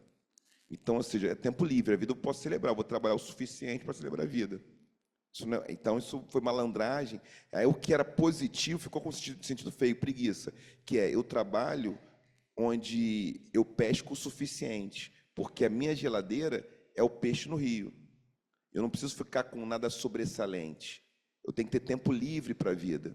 Então, uma outra coisa que foi vista assim. Então, como criamos instituições aquilombadas, talvez seja isso, né? Uma visão afro-pindorâmica, Pindorama aí pensando com o Nego Bispo, né, que o nome do Brasil era Pindorama, antes de ser Brasil, e aí, como a gente faz isso, cria instituições que tenham essa perspectiva, com mais preguiça, mais malandragem. Seria isso, ou seja, no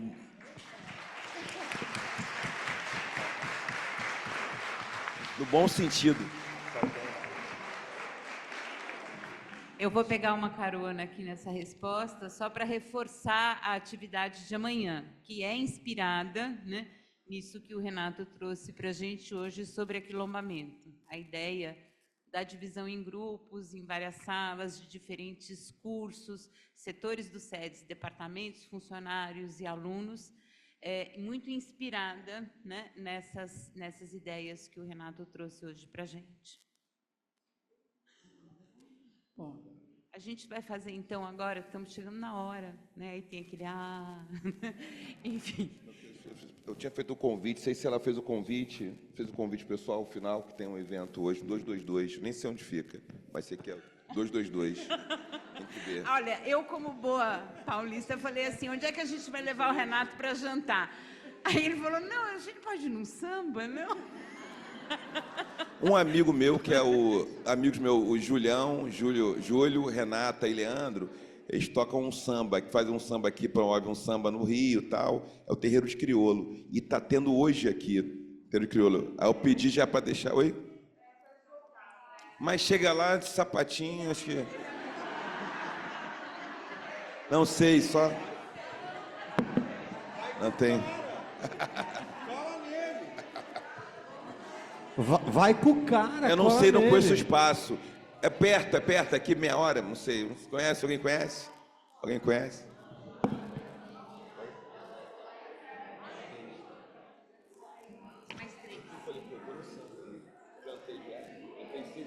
Sei nem se ainda tem clima. A gente então vai fazer uma última rodada, tá? De perguntas. E depois encerramos. O pessoal quer ir pro samba. Posso? Posso fazer? Não sei nem. já deu esse ritmo de samba, eu já estou até querendo ir para o samba. Mas, assim, é para o Lusa Silvestre. Ele disse que, quando recebeu a breve sinopse do filme Medida Provisória, de imediato sentiu-se quase que um encantamento e o desejo, né, de seguir com o roteiro do filme. E aí a minha pergunta é, você já tinha, acho que aproximadamente 50 anos, pelo que você disse, né, e 30 anos de propaganda. Aí a minha pergunta é se você não sentiu-se quase que no estado de alienação, com a perplexidade, ou com o que você sentiu, né, de entrar nesse universo, né, tal qual você descreveu. Olha, eu acho que foi isso mesmo, uma certa alienação que está sendo curada aos poucos. Mas eu ainda não estou curado, assim, vamos dizer. Quando eu quis fazer o filme Medida Provisória, é porque a premissa era muito boa. Eu não parei para pensar em afrofuturismo, panafricanismo, embranquecimento, não parei para pensar em nada disso. Era o Lázaro, que na época, eu acho que ainda até hoje, era um dos principais nomes mais importantes do Brasil inteiro, incluindo, se você for nesse hiperfoco aí da cultura, ele é mais relevante ainda. Era o Lázaro, era o Daniel Filho, eu me dei muito bem logo de cara com o Aldri. Então eu pensei muito nesse desafio de pegar um filme que vinha aos trancos e barrancos, sem ninguém conseguir fazer, e eu dar um jeito no filme. No processo, eu lembro que uma vez, logo no começo, e olha como as coisas mudam e mudam rapidamente. No processo, estou falando de 2016, 8 anos atrás, 2016. Eu lembro, eu trabalhava em agência de propaganda ainda, e eu lembro eu falando no telefone com o Daniel Filho, falando o seguinte: Daniel, eu sou branco, você também é branco. O único jeito desse filme dar certo é os outros 3 roteiristas participando comigo. Em 2016, a gente não se tocava que para escrever uma história de preto tinha que ser um preto. A gente não parava para pensar nisso. Entendeu? Eu acho que houve um progresso, um pulo de progresso na civilização, na vida brasileira, vamos chamar de civilização, onde se percebe que para você falar uma história sobre negros, e 54% dos brasileiros são negros, você precisa ter lugar de fala. Nos Estados Unidos isso é muito mais forte. Vocês sabem que já teve presidente negro, que eles têm poder, juízes negros, médicos negros, políticos negros, a presença negra é muito forte. Aqui no Brasil, 54%, dos 54, 52, dependendo do instituto, dependendo do ano, quantos por cento de negros você acha que tem nos Estados Unidos? Que é uma galera que já está bombando lá. 12%. E os caras estão fazendo aquele puta barulho. Então eu acho que está acontecendo uma transformação no Brasil agora, mas essa transformação passa também pelos brancos se tocarem o que está acontecendo. Porque são 40%, mas é difícil lidar com a gente, sabe? É difícil fazer a gente parar para pensar. Então, eu não pensei muito que isso me transformaria. Eu pulei dentro porque tudo levava a crer que ia ser um filme importante. Aí, durante o processo, primeiro houve um constrangimento, estava até falando com a Dodora disso, houve um constrangimento clássico em mim, tipo, o que eu estou fazendo aqui? Eu não posso contribuir com isso, o que eu estou fazendo aqui? Depois com o tempo e com as entrevistas coletivas, com as lives que a gente fez, eu me apropriei um pouco do filme, porque comecei a entender, através do Aldri, através do Lázaro, que eu tinha contribuído para o filme.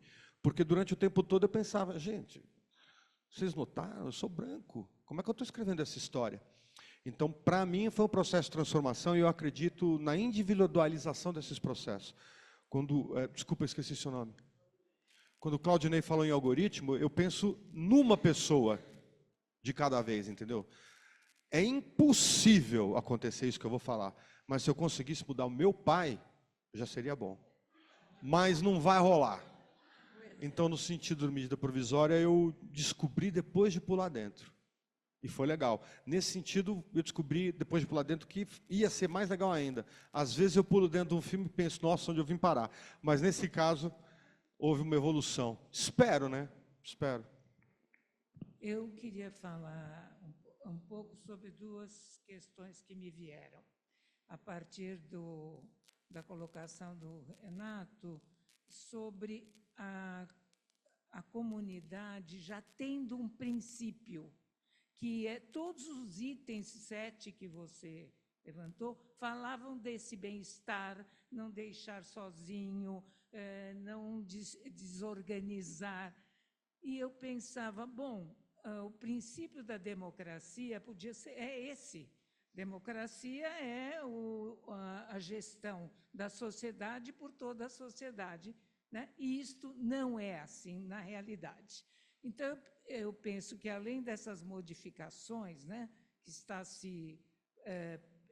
que todo o contato com essa experiência, com a literatura, com as coisas que temos feito aqui, nos põe brancos com questionamentos bem interessantes da nossa alienação.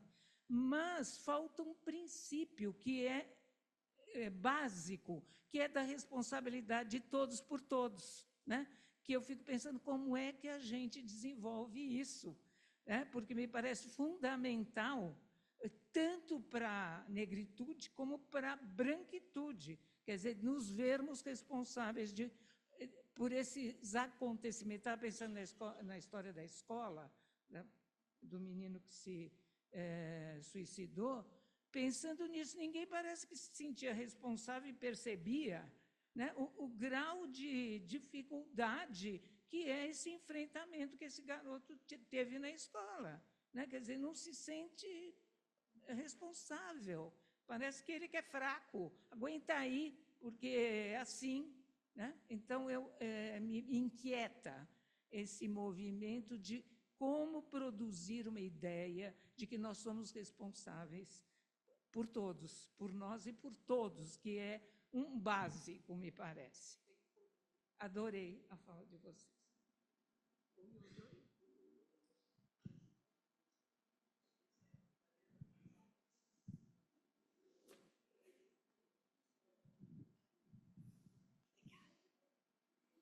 Boa noite. Eu sou Carolina e me senti aqui um tanto convidada para compartilhar sobre o Quilombrasa. É o quilombo da Brasilândia. Eu sou trabalhadora do SUS, CAPES, adulto da Brasilândia, e há 8 anos existe uma lógica de aquilombação, uma tecnologia dentro do serviço de saúde mental que extrapolou a saúde mental, foi para o SUS, que extrapolou o SUS e foi para a educação, foi para o SUAS, foi até para o setor de segurança, os moradores, as fábricas de cultura, e a gente chega a reunir quase 300 pessoas numa roda. E nessa roda a gente come, a gente samba, a gente batuca e a gente conversa sobre práticas contracolonialistas e antirracistas de como acolher e cuidar de um território da Brasilândia que é mais de 70% de população negra. São 8 anos de um trabalho muito lindo, herança do Emiliano, herança da Estefânia, e que hoje tem muitas pessoas corresponsáveis, né? Onde cada um, dentro da sua estrutura e da sua raça ou cor autodeclarada, porque essa é um dos objetivos, né? A gente chega, já tem cheiro de café aquilombado, cada um leva sua comidinha aquilombada. A gente senta e cada um se apresenta e se autodeclara. Então, hoje eu sei me autodeclarar, eu não sou só parda, né? Eu sou uma mulher indígena em retomada, em contexto urbano, possivelmente Cariri Chocó, e conseguir conviver com pessoas ligadas a isso, e poder falar disso e trabalhar em relação a isso, quanto uma trabalhadora de saúde mental, e como incluir, né, o quesito raça-cor na escuta, né, e como incluir esse viés como uma questão muito importante na clínica de cuidado, né, porque a política nacional, a população negra, não é sobre anemia falciforme, né? É sobre por que os homens pretos não chegam a cuidar das próstatas, né? Por conta que nós não temos tanto idosos assim, né, na população negra. O próprio território da Brasilândia tem uma expectativa de vida de 54 anos. Então, é sobre como falar, né? Então, de dizer que existe, né, uma possibilidade de uma construção aquilombada, é SUS, é para todos, né, não é uma lógica de negros para negros, é uma lógica de pessoas responsáveis do lugar que ocupa, de como garantir acesso, como garantir cuidado, como garantir continuidade, como garantir uma clínica e um cuidado em setor público e outros, que garantam o acesso de todos os corpos, né, e de todos os sofrimentos. Eu senti um tanto de compartilhar que existe. Está todo mundo convidado.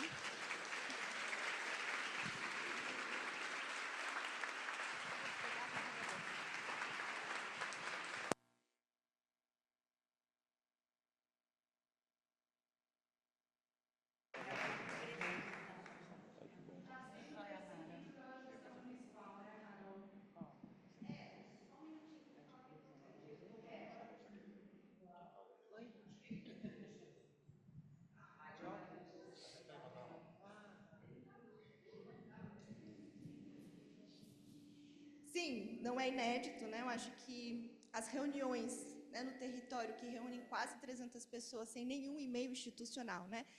É rede viva, é WhatsApp, é contato, muitas agentes comunitárias de saúde, né? Muitos moradores, muitas mulheres, muitas mães. Então, tem uma visibilidade, e aí, até que passem as eleições, a gente não pode se reunir. Mas, assim que passar, a gente volta, porque Quilombo é assim, né? Quando une, a gente sabe resistir, fazemos isso há 500 anos e vamos continuar fazendo. E logo que voltar vai ser uma festa incrível, e a gente sabe da festa, viu? É maravilhoso.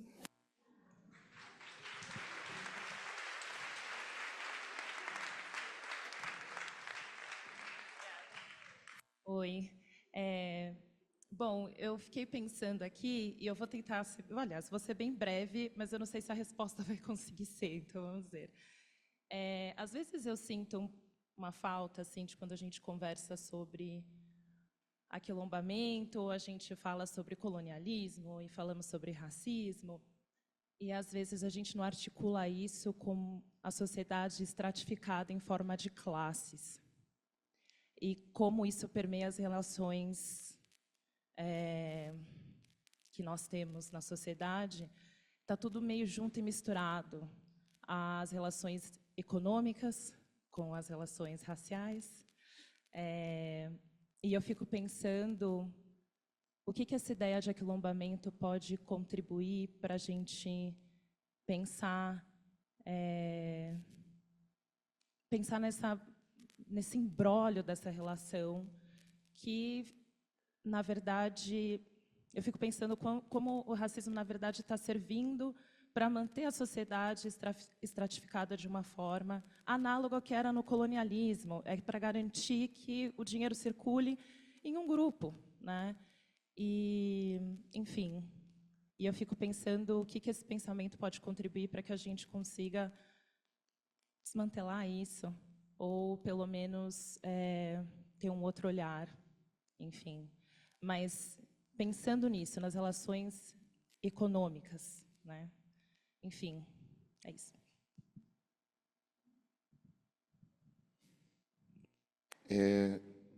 Deixa eu ver aqui.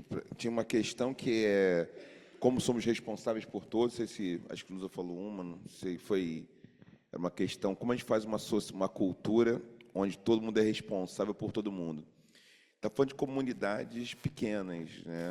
Comunidades que não têm uma proporção da cidade, né? Onde essas coisas são praticadas, onde tem uma gestão dessa forma. Então, como eu comentei, né, recentemente fiquei 21 dias entre o Mali e o Senegal, fui para o Mali primeiro, fiquei um tempo no Mali, depois fui para o Senegal, depois voltei para o Mali, fiquei mais uns 2 ou 3 dias, e tive em Marrocos, fiquei em Marrocos também, mas o Mali e o Senegal, eu fui para muitas vilagens, então fui para muitas cidades diferentes, foi muito intenso. Eu ia para uma cidade, ia para outra, E em muitas aldeias, muitas vilagens, tem um mecanismo que chama assim a árvore da palavra. Tô falando tem até umas fotos aqui, mas não deu para nem botei, nem pensei nisso, para ter posto umas fotos aqui. E onde tem as árvores da palavra, é uma árvore muito antiga, que fica naquela região, e onde é o epicentro da resolução de conflitos. Então, é lá que as pessoas vão conversar e vão mediar os seus conflitos, e vão resolver aquilo e bola para frente. Então, a gente tem que lidar com o mal-estar, com o desconforto de uma situação, algo, e você vai conversar com a árvore na árvore da palavra. É um local para isso. Então, por exemplo, por que algumas culturas enterram e as pessoas moram perto do cemitério da família? Porque você tem que conversar com o seu ancestral. Você conversa com o seu bisavô, com o seu avô, com a sua avó, para discutir sobre quem vai ficar com a sucessão de alguma coisa entre os filhos e primos, irmãos, irmãs. Vamos discutir o que o nosso avô gostaria. Às vezes o avô deixa aquilo já marcado, e vamos confirmar isso. Isso compreendendo que estamos falando de um contexto cultural onde a espiritualidade é um eixo, né? Então, em contextos em que a vida espiritual também ela guia muito a relação com esse cotidiano. E aí não tem um maniqueísmo em algumas tradições, óbvio que varia, o islamismo é muito forte em algumas dessas regiões, algumas regiões mais para dentro praticam religiões tradicionais, algumas regiões, isso vai variar um pouco. De qualquer forma, a vida espiritual tem uma relevância, porque a vida é espiritual. E como a gente consegue ter uma vida, e aí pensando numa tradição quemética, o coração leve, né? Que no Kemet, o filósofo Amenemop, eu interpreto que ele escreve sobre o seguinte, que o coração é esse órgão de digestão dos afetos, é usar bem os afetos. Então, a gente, para se preocupar com o outro, a gente tem que ter um território onde nós sejamos capazes de fazer um polidiálogo. A palavra polidiálogo é um conceito filosófico ubuntu que está falando o seguinte, está falando de conversar com toda a comunidade, com quem já esteve, com quem estará e com a natureza, com o meio ambiente. Então, a gente conversa com todo mundo que habita aquele território, para ver como cada um fica confortável. E aí, eu não posso mudar o curso de um rio, porque o rio é uma pessoa. Por isso, algumas tradições culturais, os rios têm nomes, que são pessoas com as quais a gente negocia a ocupação do espaço, onde todo mundo tem que ter o seu espaço. Então, eu não posso mudar a fonte de um rio. E aí, dito isso, passo, com ser responsáveis, relações estratificadas, relações econômicas. O mercado, ele é anterior ao capitalismo. Isso é uma coisa importante. O mercado faz parte da vida. Exu está sempre dizendo o seguinte, né? Exu como essa categoria, essa noção conceitual filosófica, não falo nem só do ponto de vista religioso, mas como esse epicentro espiralar das potências do passado, do futuro, né? Da comunicação, que é Exu, da sexualidade, que é Exu. O que ele está dizendo? Que a vida a gente troca coisas. E o jogo, né? O Peleifá, o Búzios, ele faz o seguinte, o que você vai trazer para esse mercado? Muita batata, muito inhame, traz para o mercado. Você troca as coisas com as pessoas. É óbvio que o capitalismo tem uma forma de apropriação do mercado muito específica nas relações de produção. Agora, do ponto de vista simbólico, a minha leitura é que todas as sociedades são estratificadas simbolicamente, o que não vejo como um problema em si, no sentido de que as relações de estratificação simbólica, que fazem parte da vida, não dão o direito de uma opressão sistemática. E não estão falando de relações econômicas, estão falando de escassez. A gente teria que fazer o seguinte, falar em poucas palavras. O que a gente chama de país tinha que ter um formato de quilombo. O que a gente chama de cidade tinha que ter uma gestão arquitetônica, uma gestão fluvial, uma gestão da cidade como se fosse uma aldeia, uma tecoa. Teria que ter esse tipo de gestão. Isso significaria o seguinte, a gente não teria só asfalto, a gente teria muito mais terra para jardins de chuva, teria mais espaços, mais tempo livre. Então, tem que mudar a arquitetura da cidade para que a arquitetura da cidade vire um pouco uma aldeia. As relações de produção têm que ser modificadas. Para isso, a gente tem que mudar um imaginário que habita muito a escassez. É criar um outro mundo, é uma nova utopia. A nova utopia é fazer um quilombo, seria assim, projetos para a cidade, tornar a cidade uma aldeia, fazer que as pessoas tenham uma carga horária de trabalho menor, que a gente possa ter menos necessidade de recorrer só a corporações centrais. As pessoas trocam o seu lixo, as pessoas cuidam mais das coisas, as pessoas têm espaços mais verdes em casa, outras formas de habitar o planeta. E a gente vai mudando a relação de produção material. Isso é um processo. A gente mantém o mercado, mas as regras do mercado podem ser modificadas. Talvez a grande utopia que, diante das distopias, né? Distopia é muito bom no cinema, adoro também, mas grandes utopias seja como a gente cria uma sociedade que a gente não opera mais com os maniqueísmos também, que tem a ver com esse nosso imaginário da escassez, de que tem sempre um estrangeiro que vem tomar o que é meu, eu me antecipo e tomo do estrangeiro. Essa é a dinâmica colonial. A gente tem os recursos que crescem pouco, a população cresce muito, quando é verdade, a população vai diminuir, e cresce muito, e vamos ter que trocar, ter que disputar. Então, a vida é uma competição contínua. Então, o capitalismo, ele organiza os sistemas de pensamento que a cultura ocidental popularizou no planeta. Em poucas palavras, para alongar, por exemplo, competição. Nas religiões monoteístas, tinha um paraíso, a gente perde o paraíso, e um dia tem um juízo final, e alguns vão para o céu. Por alguma razão, tem um paraíso que a gente volta para o Éden. É isso? Os monoteísmos abraâmicos, islamismo, judaísmo, cristianismo. De formas diferentes, tem um paraíso a ser alcançado. As religiões tradicionais africanas e pindorâmicas, a pagelança, por exemplo, elas são circulares, não tem paraíso e a vida não começa com pecado. Então, ter o pecado é um componente simbólico maravilhoso para o capitalismo, porque é uma dívida impagável. Então, a vida se organiza em torno da dívida. Prestação na casa própria, prestação do carro, boleto. A dívida faz parte, porque tem pecado. Se a vida começa como o povo cambeba, você conhece o povo cambeba? Começa de uma relação sexual entre dois seres feitos de água. E eles vão parindo homens e mulheres peixes. Outra coisa. Os cambeba é diferente. Então, o roteiro do imaginário simbólico, ele determina os dispositivos construídos. O capitalismo ele funcionará e vai ser muito fértil. Ele é uma semente que nasce muito bem num lugar que a vida começa com pecado, a expulsão do paraíso. No lugar que o mundo começa com uma transa, é outra coisa. É outra coisa. Então, outras culturas. Então, a gente vai ter que mudar isso aí, fazer muito filme, mostrando os cambeba, mostrando... Que aí vai plasmando no encontro, vai acostumando. Tinha muito filme com o presidente negro, antes do Obama ser candidato. Isso vai ocupando o nosso inconsciente, nosso imaginário, melhor dizendo, nosso imaginário, de uma forma que vai se acostumando. Então, acostumar com outras formas de vida. Contar aqui o começo do mundo cambeba, começo do mundo iorubá, não sei se todo mundo conhece, né? Essas histórias. Muitas delas são isso, uma transa, uma relação sexual, alguém parindo, começa a parir seres. Então, aí muda de figura. E não tem ideia de pecado nem culpa. E não tem céu nem inferno. A vida é muito cíclica. Ou o budismo. O budismo, algumas linhas de budismo, quem aqui é budista, né? Tem 9 mundos. Você pode virar um semideus, depois vira um deus, aí depois reencarna como um javali, depois vira uma divindade de novo. É cíclico. O negócio muda, pode mudar. Então, eu teria que mudar o simbólico, primeiramente.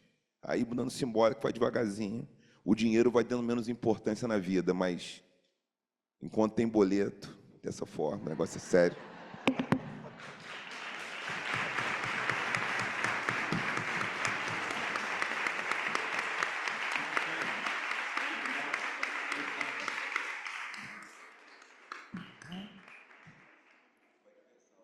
Obrigada, Lusa. Tem 52, eu sou de 54, tem 52. É verdade, porque minha barba é branca, pode ser que pareça mais, mas tem 52 anos. Deixa eu avisar. Que eu falo isso, pessoal, aí também isso é aquele racismo, né? A pessoa não parece que tem idade que é preta, né? Isso é um racismo tremendo, cara. Assim, a pessoa não parece, não, pode parecer, pô, depende da pessoa, mas é uma fala racista, a fala de racismo, que é assim, pessoas negras não aparentam a idade que têm. Isso é uma fala racista, a gente faz isso não. Eu aparento mais, 5'2", o pessoal olha minha barba branca assim, olha pra mim e fala, pô, que é isso? Olha esses braços, bicho, ele tá gostoso. Eu fui comprar pela internet, era G. Aí eu falei, o G vai dar em mim. Aí eu falei, caraca, eu botei o G, eu falei, tinha que ser GG. Aí eu falei, caraca, me ferrou, macacão. Ele tá bem, não tá, moçada? Não tá bem? Botei hoje, primeira vez, eu comprei pela internet. Gente, quero agradecer aqui, Luza, muito obrigada. Renato, muito obrigada por ter aceito aqui o nosso convite. Foi um momento que, no meu entender, ficamos aí com várias questões para dar continuidade aí ao nosso trabalho de amanhã, né? Quais foram as inquietações, os nossos não saberes, né? Como é que a gente vai dando conta dele? Acho que essa provocação, tanto do Luza, né? Eu não sabia, e algumas pessoas não precisam saber, né? E o que a gente precisa começar a dar conta do que a gente não sabe e o que a gente faz com aquilo que a gente não sabe, em função de uma construção aí, né? Pensando aqui na nossa instituição, uma convivência responsável, uma convivência respeitosa, uma convivência inclusiva, né? Então, vamos nos encontrar amanhã e continuar essa conversa e vamos dar uma ou sambada ou dormida, né? Pensando nessas coisas aí de hoje, tá? Nos encontramos amanhã. Pode ser. Você trouxe hoje aonde, né?